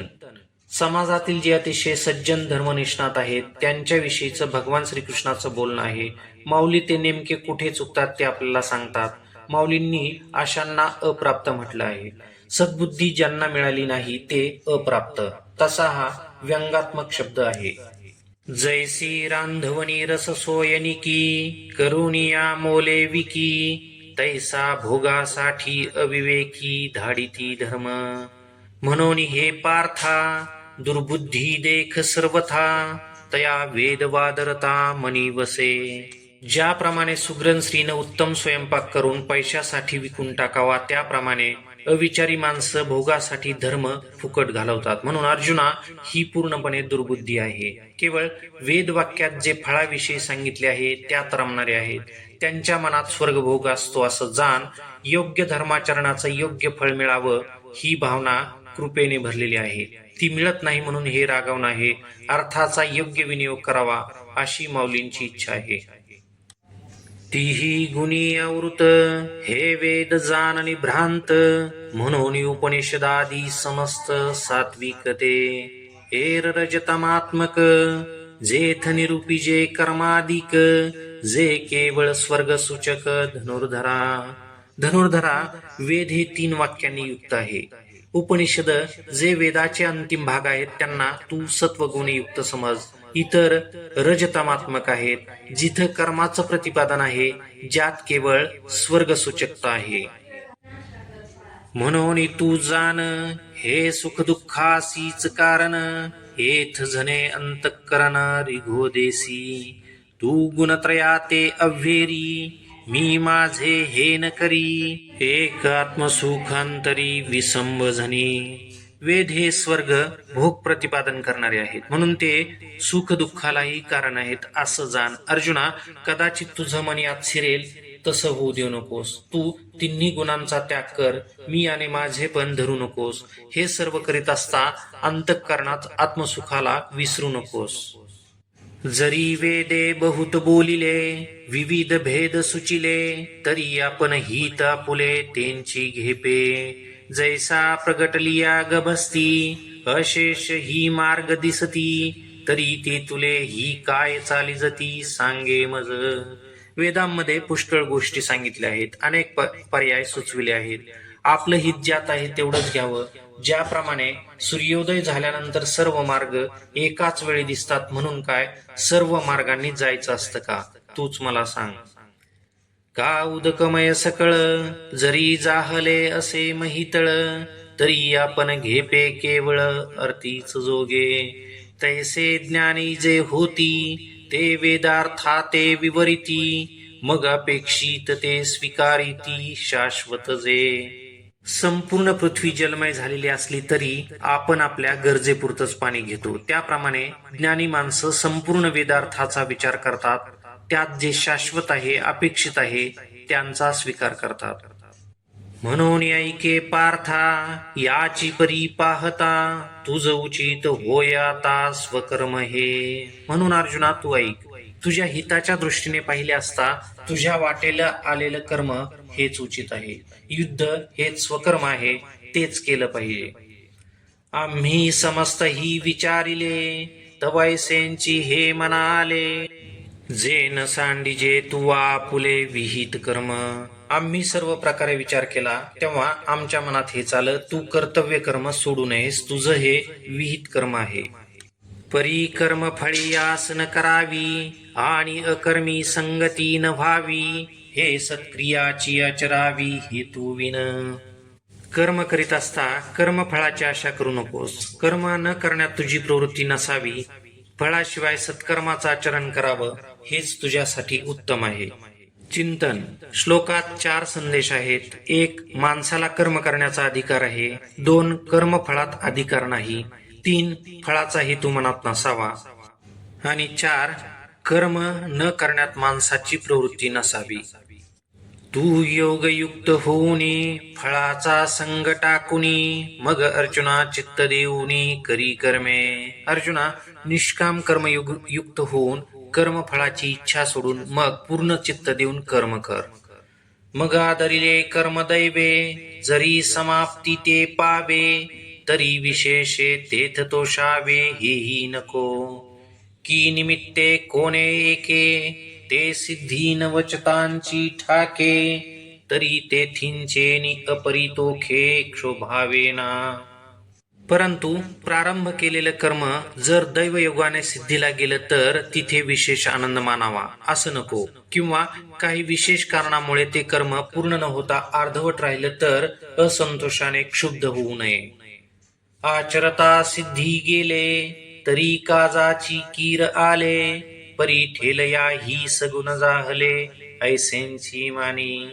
देखे जी तुलाले कर्म निपजे ते तुले आदि पुरुषी समर्पिजे तरी परिपूर्ण सहजे जाहले जाणे. स्वकर्म करीत असता जर ते सिद्धीला गेलं तर ते उपयोगाला आलंच असं समज. अपूर्ण राहिलं तरी सफळ झालं असंच मान. हे पहा, जेवढी कर्म आपल्या हातून होतील ती सर्व आदिपुरुषाला समर्पित करावीत. समर्पित कर्म हे आपोआप परिपूर्ण झालं असं जाण. देखे सता सतकर्मी हे जे सरसे पण मनोधर्मी तेची योग स्थिती उत्तमी प्रशंसीजे. सतासत म्हणजे पूर्ण पूर्ण, अर्थात सिद्धीला गेलेल्या व अर्धवट राहिलेल्या कर्माविषयी मनाचा जो समतोलपणा आहे त्यालाच योगस्थिती अर्थात योग अवस्था म्हणतात. उत्तम अर्थात ज्ञानी या अवस्थेची प्रशंसा करतात. अर्जुना, समत्व चित्ताचे तेंची सार जाण योगाचे जेथ मनाने बुद्धीचे ऐक्याथी. अर्जुना, सिद्धी व असिद्धी यात जो समत्वाने पाहतो, ज्याच्या चित्तात समत्व असते तेच योगाचं सार जाणावं. यामध्ये मन आणि बुद्धीचं ऐक्य असतं. चिंतन. माऊली दुःखाचं मुख्य कारण वेगळ्या पद्धतीने सांगतात. काहींचं मन ऐकत नाही, काही बुद्धिवादी असतात. बुद्धिवादी मनाला मारतात तर संवेदनशील मनाचे अव्यावहारिक असतात. दोघही दुःखी असतात. एकाला मान दिल्यामुळे समत्व साधता येत नाही. कार्याची पूर्णता अपूर्णता हा समजून सांगण्याचा विषय आहे. मुख्य द्वंद्व हे मन आणि बुद्धीचं आहे. यांचं ऐक्य हे सुखाचं आनंदाचं मूळ असून हेच योगाचं सार आहे. कसं साध्य करायचं हा प्रत्येकाच्या अधिकाराप्रमाणे आहे. तिसरा प्रकार चित्त हा आहे. चित्तात मन आणि बुद्धीचं ऐक्य असल्यास समत्व आपोआप येतं. या तिघांचा अनुभव आणि अभ्यास हा साधनेचा विषय आहे. तो बुद्धियोग विवरिता बहुते पाडे सरदीपार्था दिसे हे अरुता कर्मयोग परी तेंची कर्म आचरिजे तरीच हा योग पाविजे जे कर्मशेष सहजे योग स्थिती. अर्जुना, बुद्धी योगाचा विचार केला असता कर्मयोग हा अलीकडचा म्हणजे सामान्य प्रतीचा वाटतो. हे असं जरी असलं तरी प्रथम कर्मयोगच आचरावा लागतो, तरच हा निष्काम योग प्राप्त होतो. कर्मशेष म्हणजे कर्मफळाची आसक्ती आणि अहंकार निघून गेल्यावर जे शेष कर्म आहे तीच योग स्थिती आहे. म्हणून बुद्धी योग सधर तेथ अर्जुना होई स्थिर मने करी अव्हेर फळ हेतूचा. अर्जुना, बुद्धी योग सधर आहे. सदर म्हणजे जिथे पाया लागतो धर लागतो असं म्हणतात ते. अर्थात बुद्धियोग भक्कम पायावर उभारलेला आहे. तिथं तुझं मन स्थिर होईल. तू तिथे स्थिर हो. फल हेतू मनातून काढून टाक. जे बुद्धियोगा योजिले तेची पारंगत जाहले ही उभय संबंधी सांडिले पाप पुण्य. ज्यांनी बुद्धियोगाचा आश्रय केला तेच दुःखातून तरून गेले. द्वंद्वाधिकादी बंधांनी यांना सोडून दिलं, म्हणून पाप पुण्याचं यांना बंधन नाही. ते कर्मी तरी वर्तती परी कर्म फळा नातळती आणि आता याती लोपती अर्जुना तया. अर्जुना, ते कर्म तर करतात परंतु कर्मफळांना शिवत नाहीत, म्हणून त्यांच्या जन्म मरणाच्या एरझाऱ्या संपतात. मग निरामय भरित पावती पद अच्युत ते बुद्धियोग युक्त धनुर्धरा. अर्जुना, जे बुद्धी योग युक्त आहेत ते मग अविनाशी ब्रह्मानंदानं उथमलेल्या पदाला प्राप्त होतात. तू ऐसा तै होसी, जय मोहा ते यया सांडिसी, आणि वैराग्य मानसी संचरेल. अर्जुना, तू तेव्हाच मुक्त होशील जेव्हा या मोहाला सोडशील. विशेष म्हणजे त्यानंतर तुझ्या मनात वैराग्याचा संचार होईल. मग निष्कळंक गहन उपजेल आत्मज्ञान, तेने निचाड होईल मन आपैसे तुझे. मग निर्दोष गहन असं आत्मज्ञान तुझ्या ठिकाणी उत्पन्न होईल, ज्या योगे तुझं मन आपोआपच इच्छारहित होईल. तेथानिक काही जाणावे, का मागील ते स्मरावे, हे अर्जुना आघवे पारुशेल. मग निरीच्छ झाल्यावर मग आणखी काही जाणावं किंवा मागचं काही आठवावं, हे सर्व अर्जुना संपून जाईल. इंद्रियांची या संगती, जिये पसर होतसे मती, ते स्थिर होईल मागुती आत्मस्वरूपी. समाधी सुखी केवळ, जय बुद्धी होईल निश्चळ, तै पावसी तू सकळ योगस्थिती. इंद्रियांच्या संगतीने जी बुद्धी भोगात विस्तारलेली आहे ती पुन्हा आत्मस्वरूपाच्या ठिकाणी स्थिर होईल. मग जेव्हा बुद्धी केवळ समाधी सुखात स्थिर होईल तेव्हा समत्व योग अवस्था प्राप्त होईल. तेथ अर्जुन म्हणे देवा, हाचे अभिप्राओ आघवा, मी पुसेन आता सांगावा कृपानिधी. त्यावेळी अर्जुन देवाला म्हणाला, देवा, हाच संपूर्ण अभिप्राय मी तुला विचारणार आहे. हे कृपानिधे, तो आपण सांगावा. मग अच्युत म्हणे सुखे, जे किरीटी तुझनिके, ते पूस पाऊन मेखे मनाचे ने. मग भगवान श्रीकृष्ण म्हणाले, अर्जुना, मनाच्या ज्ञानाने जे चांगलं आहे ते विचार. चिंतन, मनाचे उन्मेखे निके ते पूस. प्रश्न कसा विचारावा याला माऊली बंधन घालतात. हा संवाद आहे. संवादातून ज्ञान जन्माला येतं, सामान्यांच्या संवादातून वाद जन्माला येतात. मनाचे उन्मेखे म्हणजे मानसिक ज्ञानानं, अर्थात तुझी जी क्षमता आहे त्या क्षमतेने. निके शब्दाचा अर्थ शुद्ध असा होतो. चांगला होण्यासाठी चांगले विचार, ज्ञान ग्रहण करण्यासाठी चांगले प्रश्न हवेत, हेच तात्पर्य आहे. मानसिक क्षमता आणि योग्य प्रश्न यांचं मिश्रण म्हणजे संवाद होय. माऊली संवादातील सभ्यता सुचवितात. या बोला पार्थे, म्हणितले सांगपा श्रीकृष्णा ते, काय म्हणिपे स्थित प्रज्ञा ते ओळखो केवी. आणि स्थिर बुद्धी जो म्हणिजे, तो कैसिया चिन्ही जाणिजे, जो समाधी सुख भुंजे अखंडित. मोकळ्या मनानं विचार असं म्हटल्यावर अर्जुनाला धीर आला. मग म्हणाला, देवा, स्थित प्रज्ञाला काय म्हणावं, त्याचं वर्णन कसं आहे, त्याला ओळखायचं कसं, आणि ज्याची बुद्धी स्थिर आहे, जो अखंडित समाधी सुखाचं सेवन करतो, त्याला कोणत्या लक्षणांनी ओळखावं. तो कवने स्थिती असे, कैसे निरूपी विलसे, देवा सांगावे हे ऐसे लक्ष्मीपती. तो कोणत्या स्थितीत असतो, कोणत्या प्रकारे स्वरूपात विलास करतो, हे लक्ष्मीपती श्रीकृष्णा, असं हे सर्व मला सांगा. चिंतन, कैसे निरूपी विलसे याचा कोणत्या प्रकारे वागतो किंवा व्यवहार करतो असा सामान्य अर्थ आहे. स्थितप्रज्ञ जो समाधी अवस्थेत अखंड असतो तो नक्की सामान्य वागत नसतो. त्याचा स्वरूपात कसा विकास असतो हे माऊलींना म्हणायचं आहे. गुणातीत संत हा समाधीत स्वस्वरूपातच असतो, त्याला विलास कसा असतो. तव परब्रह्म अवतरण, जो षडगुणाधिकरण, तो काय तेथ श्रीनारायण बोलत असे. षडगुण म्हणजे यश, श्री, औदार्य, ज्ञान, वैराग्य, ऐश्वर्य, हे 6 गुण. यांचं अधिष्ठान असणारा श्रीनारायण, जो साक्षात अवतरलेले परब्रह्म आहे, तो तिथे काय बोलत आहे ते आपण ऐका. चिंतन, गीतेचा प्रारंभ या अध्यायातील 11व्या श्लोकापासून सर्व विद्वान मानतात. माऊलींनी तिथे श्रीकृष्णाला श्रीकृष्ण रूपानच मानलं आहे. इथं मात्र त्याचं स्वरूप बदललेलं आहे. आता तो साक्षात परब्रह्म अवतरण आहे, श्रीनारायण आहे. अखंड समाधीत रमणाऱ्यांचं वर्णन राजकारणी विद्वान कवी करू शकत नाहीत. त्याला परमात्मा किंवा व्यापकानुभूती घेणारे संतच हवेत. माऊलींचा कृष्ण आता परब्रह्म आहे, आदिपुरुष श्रीनारायण आहे. ज्याच्याविषयी बोलायचं आहे तो स्थितप्रज्ञ आहे.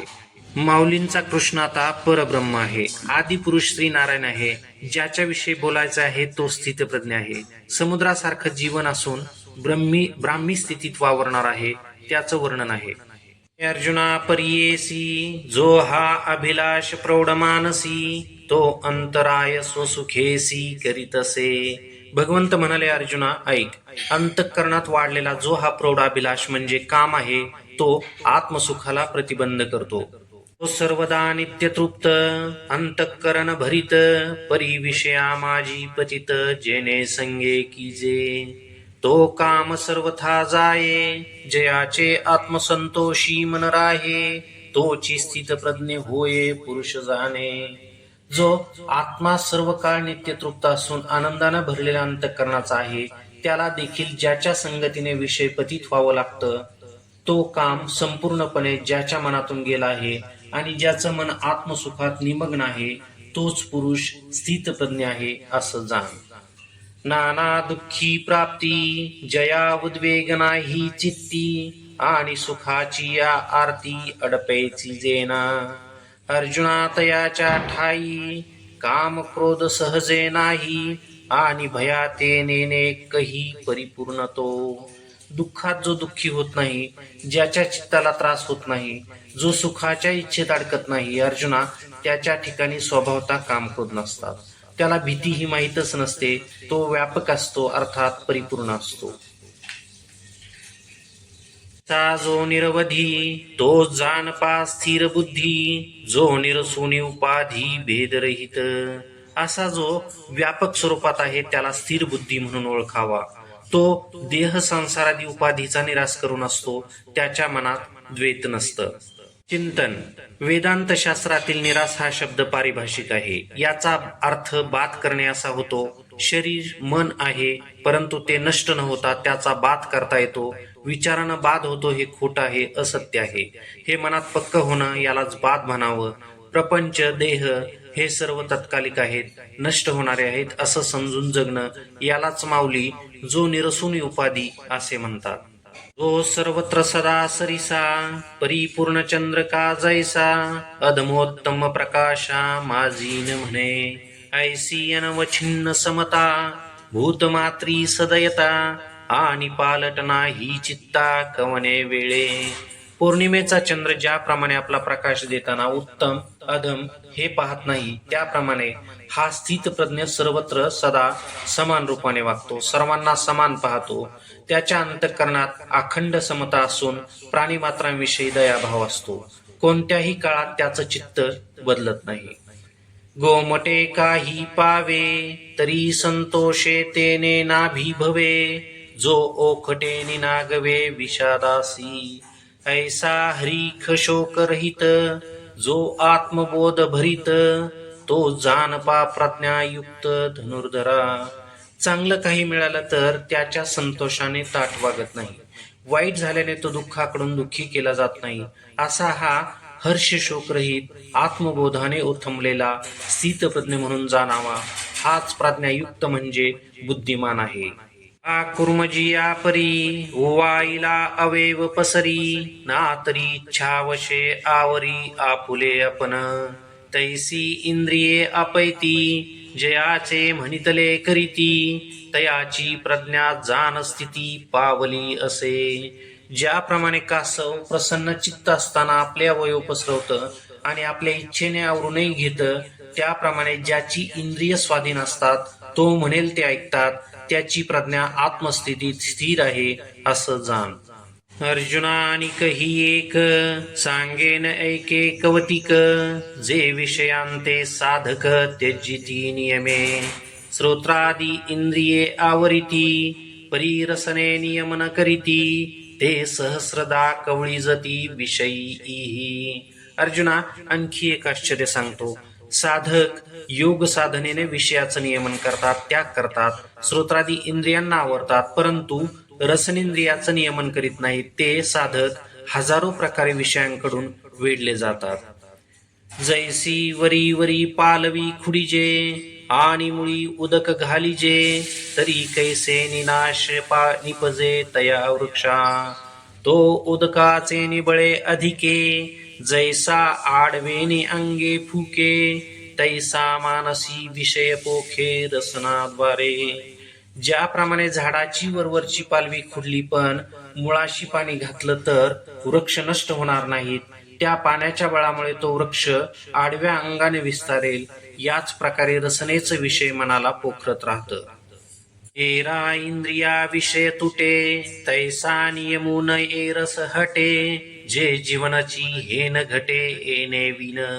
इतर इंद्रियांचे विषय तुटतात, परंतु रस हा विषय जबरदस्तीच तोडता येत नाही, कारण जीवनच या वाचून चालणार नाही. मग अर्जुना स्वभावे ऐसी या ही नियमाते पावे. जे का परब्रह्म अनुभवे होऊन जाई जे. अर्जुना, रसाचं ही स्वाभाविक नियमन होतं. परब्रह्म अनुभवता आलं आणि अनुभवणारा परब्रह्म झाला तर तात्पर्य अनुभूतीमध्ये इंद्रिय विषय विसरतात, विषयाची चव येत नाही, नैसर्गिक व्यवहार आपोआप चालू असतात. हा विषय अनेक ठिकाणी वेगवेगळ्या स्वरूपात येणार आहे. तै शरीर भावना सती इंद्रिये विषय विसरती. जय सोहम भाव प्रतीती प्रगट होय. जेव्हा सोहम भाव प्रतीती प्रकट होते तेव्हा शरीर भाव संपून जातो, इंद्रिय विषय विसरतात. सह अहम तो मी आहे याची प्रतीती म्हणजे अनुभव घेणं. शरीर भाव म्हणजे शरीराचे स्वाभाविक काम क्रोधादी विकार आणि गुणधर्म. हे रवी तरी अर्जुना हे आया नये साधना. जे राहटता ती जतना निरंतर. अर्जुना, एरवी तरीही इंद्रिय कोणत्याही साधनांच्या साह्याने आटोक्यात येत नाहीत, स्वाधीन होत नाहीत. जे निरंतर स्वाधीन ठेवण्याचा प्रयत्न करतात त्यांनाही शक्य होत नाही. ते अभ्यासाची घरटी यमनियमांची ताटी. जे मना ते सदा मुठी धरून हाती. तेही किजती कासाविसी या इंद्रियांची प्रौढी ए ऐसी. जैसी मंत्रज्ञा ते विवसी भुलवी का. जे इंद्रियांकडून कोंडून ठेवण्यासाठी अभ्यासाची घरटी बांधतात, यम नियम याची ताटी म्हणजे दरवाजा लावतात, जे मनाला नेहमी मुठीत धरून असतात, त्या साधकांना ही इंद्रिय कासावीस म्हणजे व्याकुळ करतात. या इंद्रियांचा प्रतापच असा आहे, ज्याप्रमाणे मंत्रज्ञालाच हाडळ चकवते त्याप्रमाणे ही इंद्रिय आहेत. देखे विषय हे तैसे पावतीर धी सिद्धीचे निमिसे. मगा कळीती स्पर्शे इंद्रियांचेनी. तिये संधी मन जाये मग अभ्यासी थोटावले ठाये. ऐसे बळकटपण आहे इंद्रियांचे. पहा, विषय हे वृद्धी सिद्धीच्या रूपानं साधकाला प्राप्त होतात, मग इंद्रियांच्या माध्यमातून मनासह बंधनात पाडतात. इंद्रिय आणि विषय यांच्या सांधीत मन जातं, मग योगादी अभ्यास आहे तो निर्बळ होतो, असमर्थ होतो. ही इंद्रिय एवढी बलवान आहेत. म्हणून ऐके पार्था या ते निर्दळी जो सर्वथा. सर्व विषयी आस्था सांडुनिया तोची तू जाण. योगनिष्ठेसी कारण जयाचे विषय सुखे अंतःकरण झकवेना. म्हणून पार्था तू ऐक, सर्व विषयांविषयीची आस्था सोडून इंद्रियांचं सर्वतोपरी जो दमन करतो, ज्याचा अंतःकरण विषय सुखात फसत नाही, तो पुरुष योगनिष्ठेचा अधिकारी आहे. अर्थात तोच योग अनुष्ठान करण्याचा अधिकारी आहे. जो आत्मबोधयुक्त होऊन असे सतत. जो माते हृदयात विसंबेन. जो अखंड आत्मबोधयुक्त असतो, ज्याचं हृदय मला विसरत नाही, तो स्थितप्रज्ञ आहे असं जाण. ए रवी बाह्य विषय तरी नाही. परिमानसी होईल जरी काही. तरी साध्यंतची पाही संसार असे. एरवी बाहेरचा विषय नसतो, परंतु मनात काही विषय असतील तर संपूर्ण संसार त्याच्याजवळ आहे असं जाण. साध्यंत म्हणजे आरंभापासून अंतापर्यंत तो संसारी असतो. जैसा का विषाचा लेश घेतलिया होय बहुवस. मग निभ्रांत करी नाश जीवितासी. तैसी विषयांची शंका मनी वसती देखा. घात करी अशेखा विवेक जाता. ज्याप्रमाणे विषाचा थोडा अंश जरी घेतला तरी तो संपूर्ण देहात पसरतो, याविषयी निसंशय प्राणाची हानी करतो, त्याप्रमाणे विषय चांगला का वाईट एवढा जरी शंका मनात निर्माण झाली तरी संपूर्ण विवेक नष्ट होतो. चिंतन. विषयाची शंका हा ओवीतील बारकावा लक्षात घ्यावा. विषय वासना, विषय भोग, विषयात रमणं ही खूप दूरची बाब आहे. यात निश्चित पतन ठरलेलं आहे, परंतु मनात विषयाची शंका देखील नको. जरी हृदयी विषय स्मृती, तरी निसंगा ही आपजे संगती. संगे प्रकटे मूर्ती अभिलाषाची, जेथ काम उपजला तेथ क्रोध आधींची आला. क्रोधी असे ठेविला संमोह जाणे. अंतःकरणात विषयाची आठवण झाली तरी सर्व संग परित्याग केलेल्या वैराग्यवान पुरुषामध्ये विषयाची आसक्ती निर्माण होते. आसक्तीमुळे हृदयात कामाचा आकार तयार होतो, अर्थात काम मूर्त होतो. जिथे काम मूर्त झाला तिथे क्रोध अगोदरच आलेला असतो. क्रोधात संमोह ठेवलेलाच आहे. मोहा जालिया व्यक्ती, तरी नाश पावे स्मृती. चंड वाते ज्योती हत जैसी, का अस्तमानी निशी. जैसी सूर्य तेजाते ग्रासी, तैसी दशा स्मृती भ्रंशी प्राणियांसी. व्यक्ती संमोहित झाल्यावर स्मृतीचा नाश होतो. ज्याप्रमाणे वादळी वाऱ्याने दिव्याची ज्योत विझते किंवा सूर्य अस्ताला जात असता रात्र सूर्यतेजाला गिळते, त्याप्रमाणे स्मृतीभ्रंश झाल्यावर माणसाची दुर्दशा होते. केवळ जगणं अवशेष असतं. मग अज्ञानांध केवळ, तेने आपलं विजय सकळ. तेथ बुद्धी होय व्याकुळ हृदया माझी. जैसे जात्यंधा पळणी पावे, मग ते काकुळती सैरा धावे. तैसे बुद्धीसी होती भवे धनुर्धरा. अर्जुना, स्मृतीभ्रंश झाल्यावर मग केवळ अज्ञानाचा अंधार सर्वत्र पसरतो. त्याला कोणी ज्ञानी दिसतच नाही. भ्रमिष्ट अवस्था होते. हृदयामध्ये असणारी बुद्धी व्याकुळ होते, कासावीस होते. नाईलाजानं जन्मांधाला पळावं लागलं तर तो जसा सैरभैर काकुतीला येऊन धावतो त्याप्रमाणे बुद्धीची अवस्था होते. भ्रमाने अज्ञानाच्या अंधकारात कोणता निर्णय घ्यावा किंवा घेतलेला योग्य आहे का हे बुद्धीला सुचत नाही. योग्याला अयोग्य, अयोग्याला योग्य मानणं भ्रम आहे. यानंच स्मृतिभ्रंश होतो. अशी बुद्धीची अवस्था होते. ऐसा स्मृतिभ्रंश घडे, मग सर्वथा बुद्धी अवघडे. तेथ समूळ हे उघडे, उपडे ज्ञान जात. अशा रीतीने स्मृतिभ्रंश झाल्यावर बुद्धीची कुचंबना होते. तिच्यात असलेलं शास्त्र, व्यवहार इत्यादी सर्व ज्ञान मुळापासून नष्ट होतं. चैतन्याच्या भ्रंशी शरीरा दशा जैसी, तैसे पुरुषा बुद्धीनाशी होय देखे. प्राण निघून गेल्यावर शरीराची जी अवस्था होते त्याप्रमाणे बुद्धीचा नाश झाल्यावर माणसाची दुर्दशा होते असं जाण. म्हणून ऐके अर्जुना, जैसा विस्फुलिंग लागे इंधना. मग तो प्रौढ झाली या त्रिभुवना पुरोशके. तैसे विषयांचे ध्यान, जरी विपाये वा हे मन. तरी एसने हे पतन गिवसी तपावे. म्हणून अर्जुना ऐक, लाकडाला ठिणगी लागली आणि भडकली तर ती त्रिभुवनाला जाळू शकते. त्याप्रमाणे केवळ मनात विषयाचं चिंतन केलं तरी एवढं पतन त्या माणसाला शोधत येतं. ठिणगीप्रमाणे विषयाचं ध्यान आहे. संपूर्ण पुण्याला, भाग्याला कलंकित करून नष्ट करतं. मनोनी विषयाघवे, सर्वथा मनोनी सांडावे. मग राग द्वेष स्वभावे नाशतील. म्हणून हे सर्व विषय पूर्णपणे मनातून काढून टाकावेत. मग राग द्वेष स्वाभाविकपणे नाश पावतील. पार्थानिक ही एक, जरी नाशले हे राग द्वेष. तरी इंद्रियाविषयी बाधक रमता नाही. अर्जुना, आणखी एक सांगतो. रागद्वेषांचा नाश झाल्यावर मग इंद्रिय विषयात रममाण झाली तरी विषय त्यांना बाधत नाहीत. जैसा सूर्याकाशात रश्मी करे जगाते स्पर्शत. तरी संग दोषे काय लिंपत तेथींचेनी. तैसा इंद्रियार्थी उदासीन, आत्मरसेंची निर्भिन्न. जो काम क्रोध विहीन होऊन असे. ज्याप्रमाणे आकाशात असलेला सूर्य किरणांच्या हाताने जगाला स्पर्श करतो, संसर्ग केल्यामुळे तो दोषाने लिप्त होतो काय, त्याप्रमाणे विषयाविषयी तो उदासीन असतो. आत्मरसात एक रूप काम क्रोधरहित झालेला असतो. तरी विषयांत ही काही आपण पे वाचून नाही.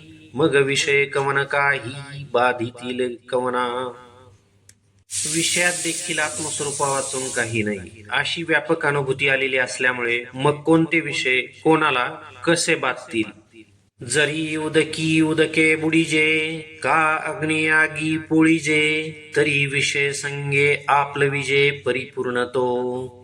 पाण्यात बुडेल किंवा अग्नीमुळे पोळेल तर मात्र परिपूर्ण असलेला स्थितप्रज्ञ विषय संगानं लिप्त होईल. ऐसा आपणची केवळ होऊन असे निखिळ तयाची प्रज्ञाचळ निभ्रांत मानी. संपूर्ण जग केवळ आपल्या स्वरूपात आहे. आपण होऊन जो जगात विचरण करतो त्याची प्रज्ञा स्थिर आहे असं निश्चित समज. देखे अखंडित प्रसन्नता आथी जेथ चित्ता तेथ रिगणे नाही समजता संसार दुःख. जैसा अमृताचा निर्झर प्रसवे जयाचा जठर तया क्षुधे तृषेचा अडदर काहींची नाही. पहा, ज्या चित्तात अखंड प्रसन्नता असते तिथे समस्त सुख संसार दुःखांना प्रवेश नाही. ज्याच्या पोटात अमृताचा झरा उगम पावतो त्याला तहान भुकेची भीती नसते. तैसे हृदय प्रसन्न होये तरी दुःख कैचे के आहे तेथ पैसी बुद्धी राहे परमात्मरूपी. जैसा निर्वातींचा दीप सर्वथानेने कंप तैसा स्थिर बुद्धी स्वस्वरूप योगयुक्त. त्याप्रमाणे हृदय प्रसन्न झालं तर मग तिथे कसलं दुःख असणार, कोणाला होणार. प्रसन्न हृदय असणाऱ्याची बुद्धी आपोआप परमात्म स्वरूपात स्थिर होते. ज्याप्रमाणे सुरक्षित निवाऱ्यातील ज्योत कंप पावत नाही त्याप्रमाणे योगयुक्त पुरुष सत्स्वरूपात स्थिर बुद्धीने असतो. हे युक्तीची कडसणी नाही जयाच्या अंतःकरणी तो आकळेला चानगुणी विषयादिकी. ज्याच्या अंतःकरणात बुद्धिस्थैर्याचा विचार नाही त्याला शब्दाधिक विषय आपल्या पाशात बांधून ठेवतात असं जाण. तया स्थिर बुद्धी पार्था कही नाही सर्वथा आणि स्थैर्याची आस्था तेही नुपजे. अर्जुना, त्याची बुद्धी स्थिर तर कुठेच होत नाही, केव्हाच होत नाही. याशिवाय बुद्धी स्थिर व्हावी अशी अवस्थाही उत्पन्न होत नाही. किमान इच्छा तरी उत्पन्न व्हावी आणि तीही नाही. निश्चळत्वाची भावना जरी नव्हेची देखे मना तरी शांती केवी अर्जुना आप होय. तेथ शांतीचा जिव्हाळा नाही तेथ सुख विसरवणी न रिघे काही. जैसा पापियाच्या ठाई मोक्ष नवसे. अर्जुना, निश्चळत्वाची जर भावनाच नाही मग असं पहा त्याला शांतता कशा प्रकारे प्राप्त होईल. आणि जिथं शांतीविषयी प्रेम नाही, जिव्हाळा नाही, तिथं सुख चुकूनही त्याच्या अंतःकरणात प्रवेश करत नाही. जसं पापी माणसाच्या ठिकाणी मोक्षाचा वास नसतो. देखे अग्नी माझी घापती तिये बीजे जरी विरुडती तरी अशांता सुख प्राप्ती घडू शके. म्हणून युक्तपण मनाचे त्यांची सर्वस्व दुःखाचे या कारणे इंद्रियांचे दमन कीजे. पहा, अग्नीत बीजांना घातलं ती उगवली तर अशांत पुरुषांना सुख प्राप्ती होऊ शकते. मनाचा अनियमितपणा हेच सर्वस्वी दुःखाला कारण आहे. याकरिता इंद्रियाचं नियमन करावं किंबहुना केलं पाहिजे. इंद्रिये जे जे म्हणती ते त्यांची जे पुरुष करीती ते तरलेची न तरती विषय सिंधू. जैसी नाव थडीये ठाकिता जरी वरपडी होय दुर्वार्ता तरी चुकला ही मागवता अपाओ पावे. तैसी प्राप्ते ही पुरुषे इंद्रिये लाळिली जरी कौतुके तरी आक्रमिला जान दुःखे सांसारिके. इंद्रिये जे जे म्हणतात तेच जे पुरुष करतात ते विषय सिंधू तरुणही न तरल्यासारखे आहेत. एखादी नाव तीराला लागली आणि वादळी वाऱ्यात सापडली, खोलपणा चुकूनही पुन्हा तिचे नुकसान होते. त्याप्रमाणे स्थैर्य प्राप्त झालेल्या पुरुषानं इंद्रियांचे सहजपणे लाड केले तर तो देखील सांसारिक दुःखानं आक्रमिला जातो. सामान्य विषयी काय बोलावं, मुळातच ते इंद्रियाचे ऐकणारे आहेत. तात्पर्य: जीवनात स्वच्छंदी वागावं असा एक मोठा प्रवाह आहे. त्याचे इथे उत्तर आहे. तात्पुरत्या आनंदासाठी उच्छृंखल असावं का? त्याचे परिणाम त्यालाच भोगावे लागतात. इंद्रियांच्या नियंत्रणात शांती आहे, शांतीत सुख आहे. अनियमितपणा हा दुःखाला कारण आहे. ज्ञानी देखील इंद्रियाचं ऐकलं तर तो पुन्हा दुःखात अडकतो. म्हणून इंद्रियांचा निग्रह, बौद्धिक स्थिरता आनंदाला कारणीभूत आहे. म्हणून या पुलिया पनपया जरी इंद्रिये ती आया, तरी अधिक काही धनंजया सार्थक असे. म्हणून आपल्याला आपली इंद्रिय जर आवरता आली तर त्याहून अधिक मोठं काय मिळवायचं, हेच जीवनाचं सार्थक आहे. देखे कुर्मजिया परी उवाईला अवयव पसरी, ना तरी इच्छा वसे आवरी आपण पेंची. तैसी इंद्रिये अपयती होती, जयाचे म्हणितले करीती, तयाची प्रज्ञा जाण स्थिती पातली असे. पहा, ज्याप्रमाणे कासव प्रसन्न झाले असता आपले अवयव पसरवतं आणि पुन्हा आपल्या इच्छाही आवरतं, त्याप्रमाणे ज्यांची इंद्रिय ताब्यात असतात तो म्हणेल तसं करतात. त्याची बुद्धी स्थैर्याला प्राप्त झाली असं समज. आता अनिक एक गहन पूर्णाचे चिन्ह, अर्जुना तुझ सांगेन परिसपा. आता पूर्ण झालेल्या असलेल्या स्थित प्रज्ञाप्रमाणे आणखी काही सखोल खुणा तुला सांगतो, त्या तू ऐक. देखे भूत जात निदेले, तेथेंची जया पाहले, आणि जीव जेथ चेले तेथ निद्रित जो. पहा, संपूर्णपणे प्राणी मात्र झोपलेले असतात तेव्हा त्याच्यासाठी उजाडलेलं असतं. जीव जिथं जागे असतात तिथे तो निद्रित असतो. तोची तो निरुपाधी, अर्जुना तो स्थिर बुद्धी, तोची जाणे निरवधी मुनीश्वर. अर्जुना, असा जो आहे तोच खरा निरुपाधिक आहे. त्याचीच बुद्धी स्थिर झालेली आहे. तोच व्यापक आहे आणि तोच मुनीश्वर आहे असं समज. पार्थानिक ही परी तो जाणो येईल अवधारी, जैसी अक्षोभता सागरी अखंडित. जरी सरिता ओघ समस्त परिपूर्ण होऊनी मिळत, तरी अधिक नो हे ईर्षत मर्यादान सांडी. अर्जुना, आणखी काही प्रकारानं त्यांना ओळखता येईल. ज्याप्रमाणे समुद्रात अखंड शांतता असते, नद्यांचे प्रवाह पाण्याने तुडुंब भरून मिळतात, तरी तो फुगत नाही आणि आपली मर्यादाही ओलांडत नाही. ना तरी ग्रीष्मकाळी सरिता शोषोनी जाती समजता, परी न्यून नव्हे पार्था समुद्र जैसा. किंवा उन्हाळ्यात सर्व नद्या आटल्या तरी अर्जुना समुद्र त्यावेळी कमी होत नाही, तो सदा सर्वदा समान असतो. तैसा प्राप्तिर्धी सिद्धी, तयाशी क्षोभना ही बुद्धी, आणि न पवता न बांधी बाधी अधृती तया ते. रिद्धी सिद्धी प्राप्त झाल्या तरी तो आनंदानं उचंबळत नाही आणि नाही मिळाल्या तरी तो अस्थिर होत नाही. सदा समान रूपाने स्वरूपात वावरतो, तो स्थितप्रज्ञ असतो. सांगे सूर्याच्या घरी प्रकाश काय वाती वेरी, कानला विजे तरी अंधकारी कोंडेल तो. देखेर धी सिद्धी तया परी, आली गेली से न करी, तोची गुंतला असे अंतरी महासुखी. अर्जुना सांग, सूर्याच्या घरी प्रकाशासाठी वात लावली जाते का? अथवा त्यानं दिवा लावला नाही तर सूर्य अंधारात कोंडला जाईल का? त्याप्रमाणे स्थित प्रज्ञाचं असतं.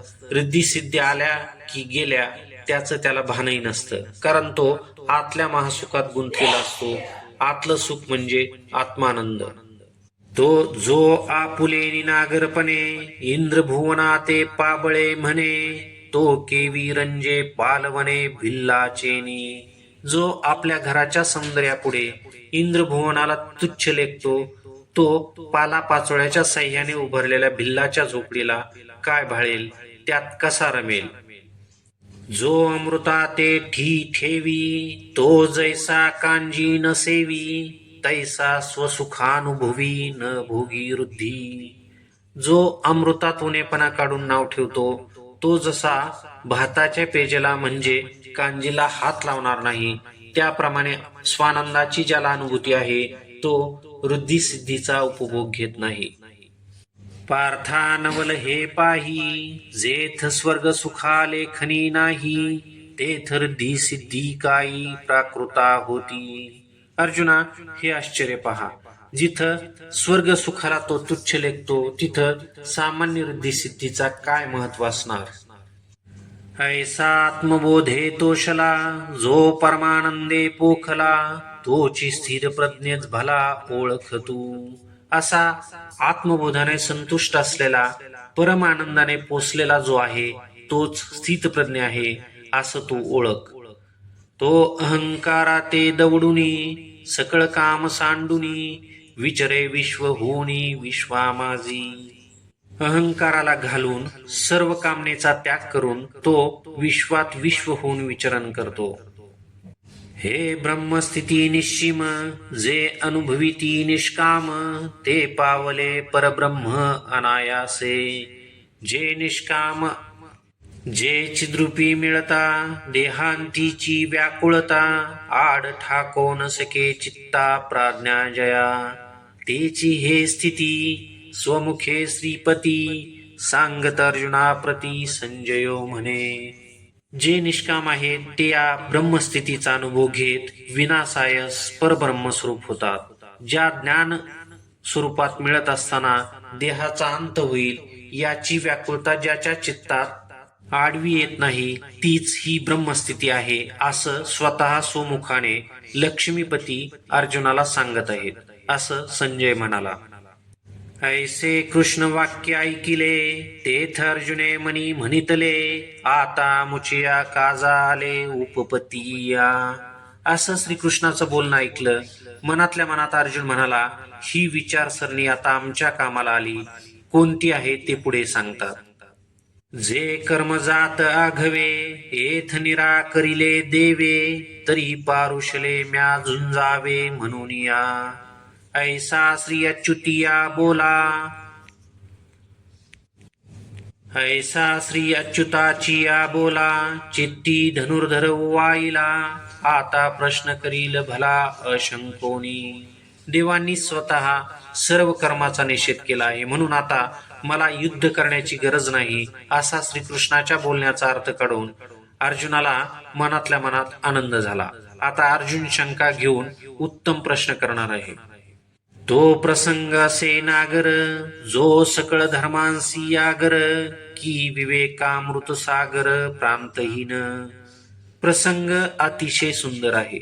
सर्व धर्माचा आगार किंवा विवेकरूपी अमृताचा अमर्याद सागर जणू काही आहे. जो आपण सर्वज्ञनाथ निरूपिता होईल श्री अनंत ज्ञानदेव सांगेल मात निवृत्तीदास. या प्रसंगाचं निरूपण स्वतः सर्वज्ञ असणाऱ्यांचा जो नाथ श्रीकृष्ण आहेत ते करतील.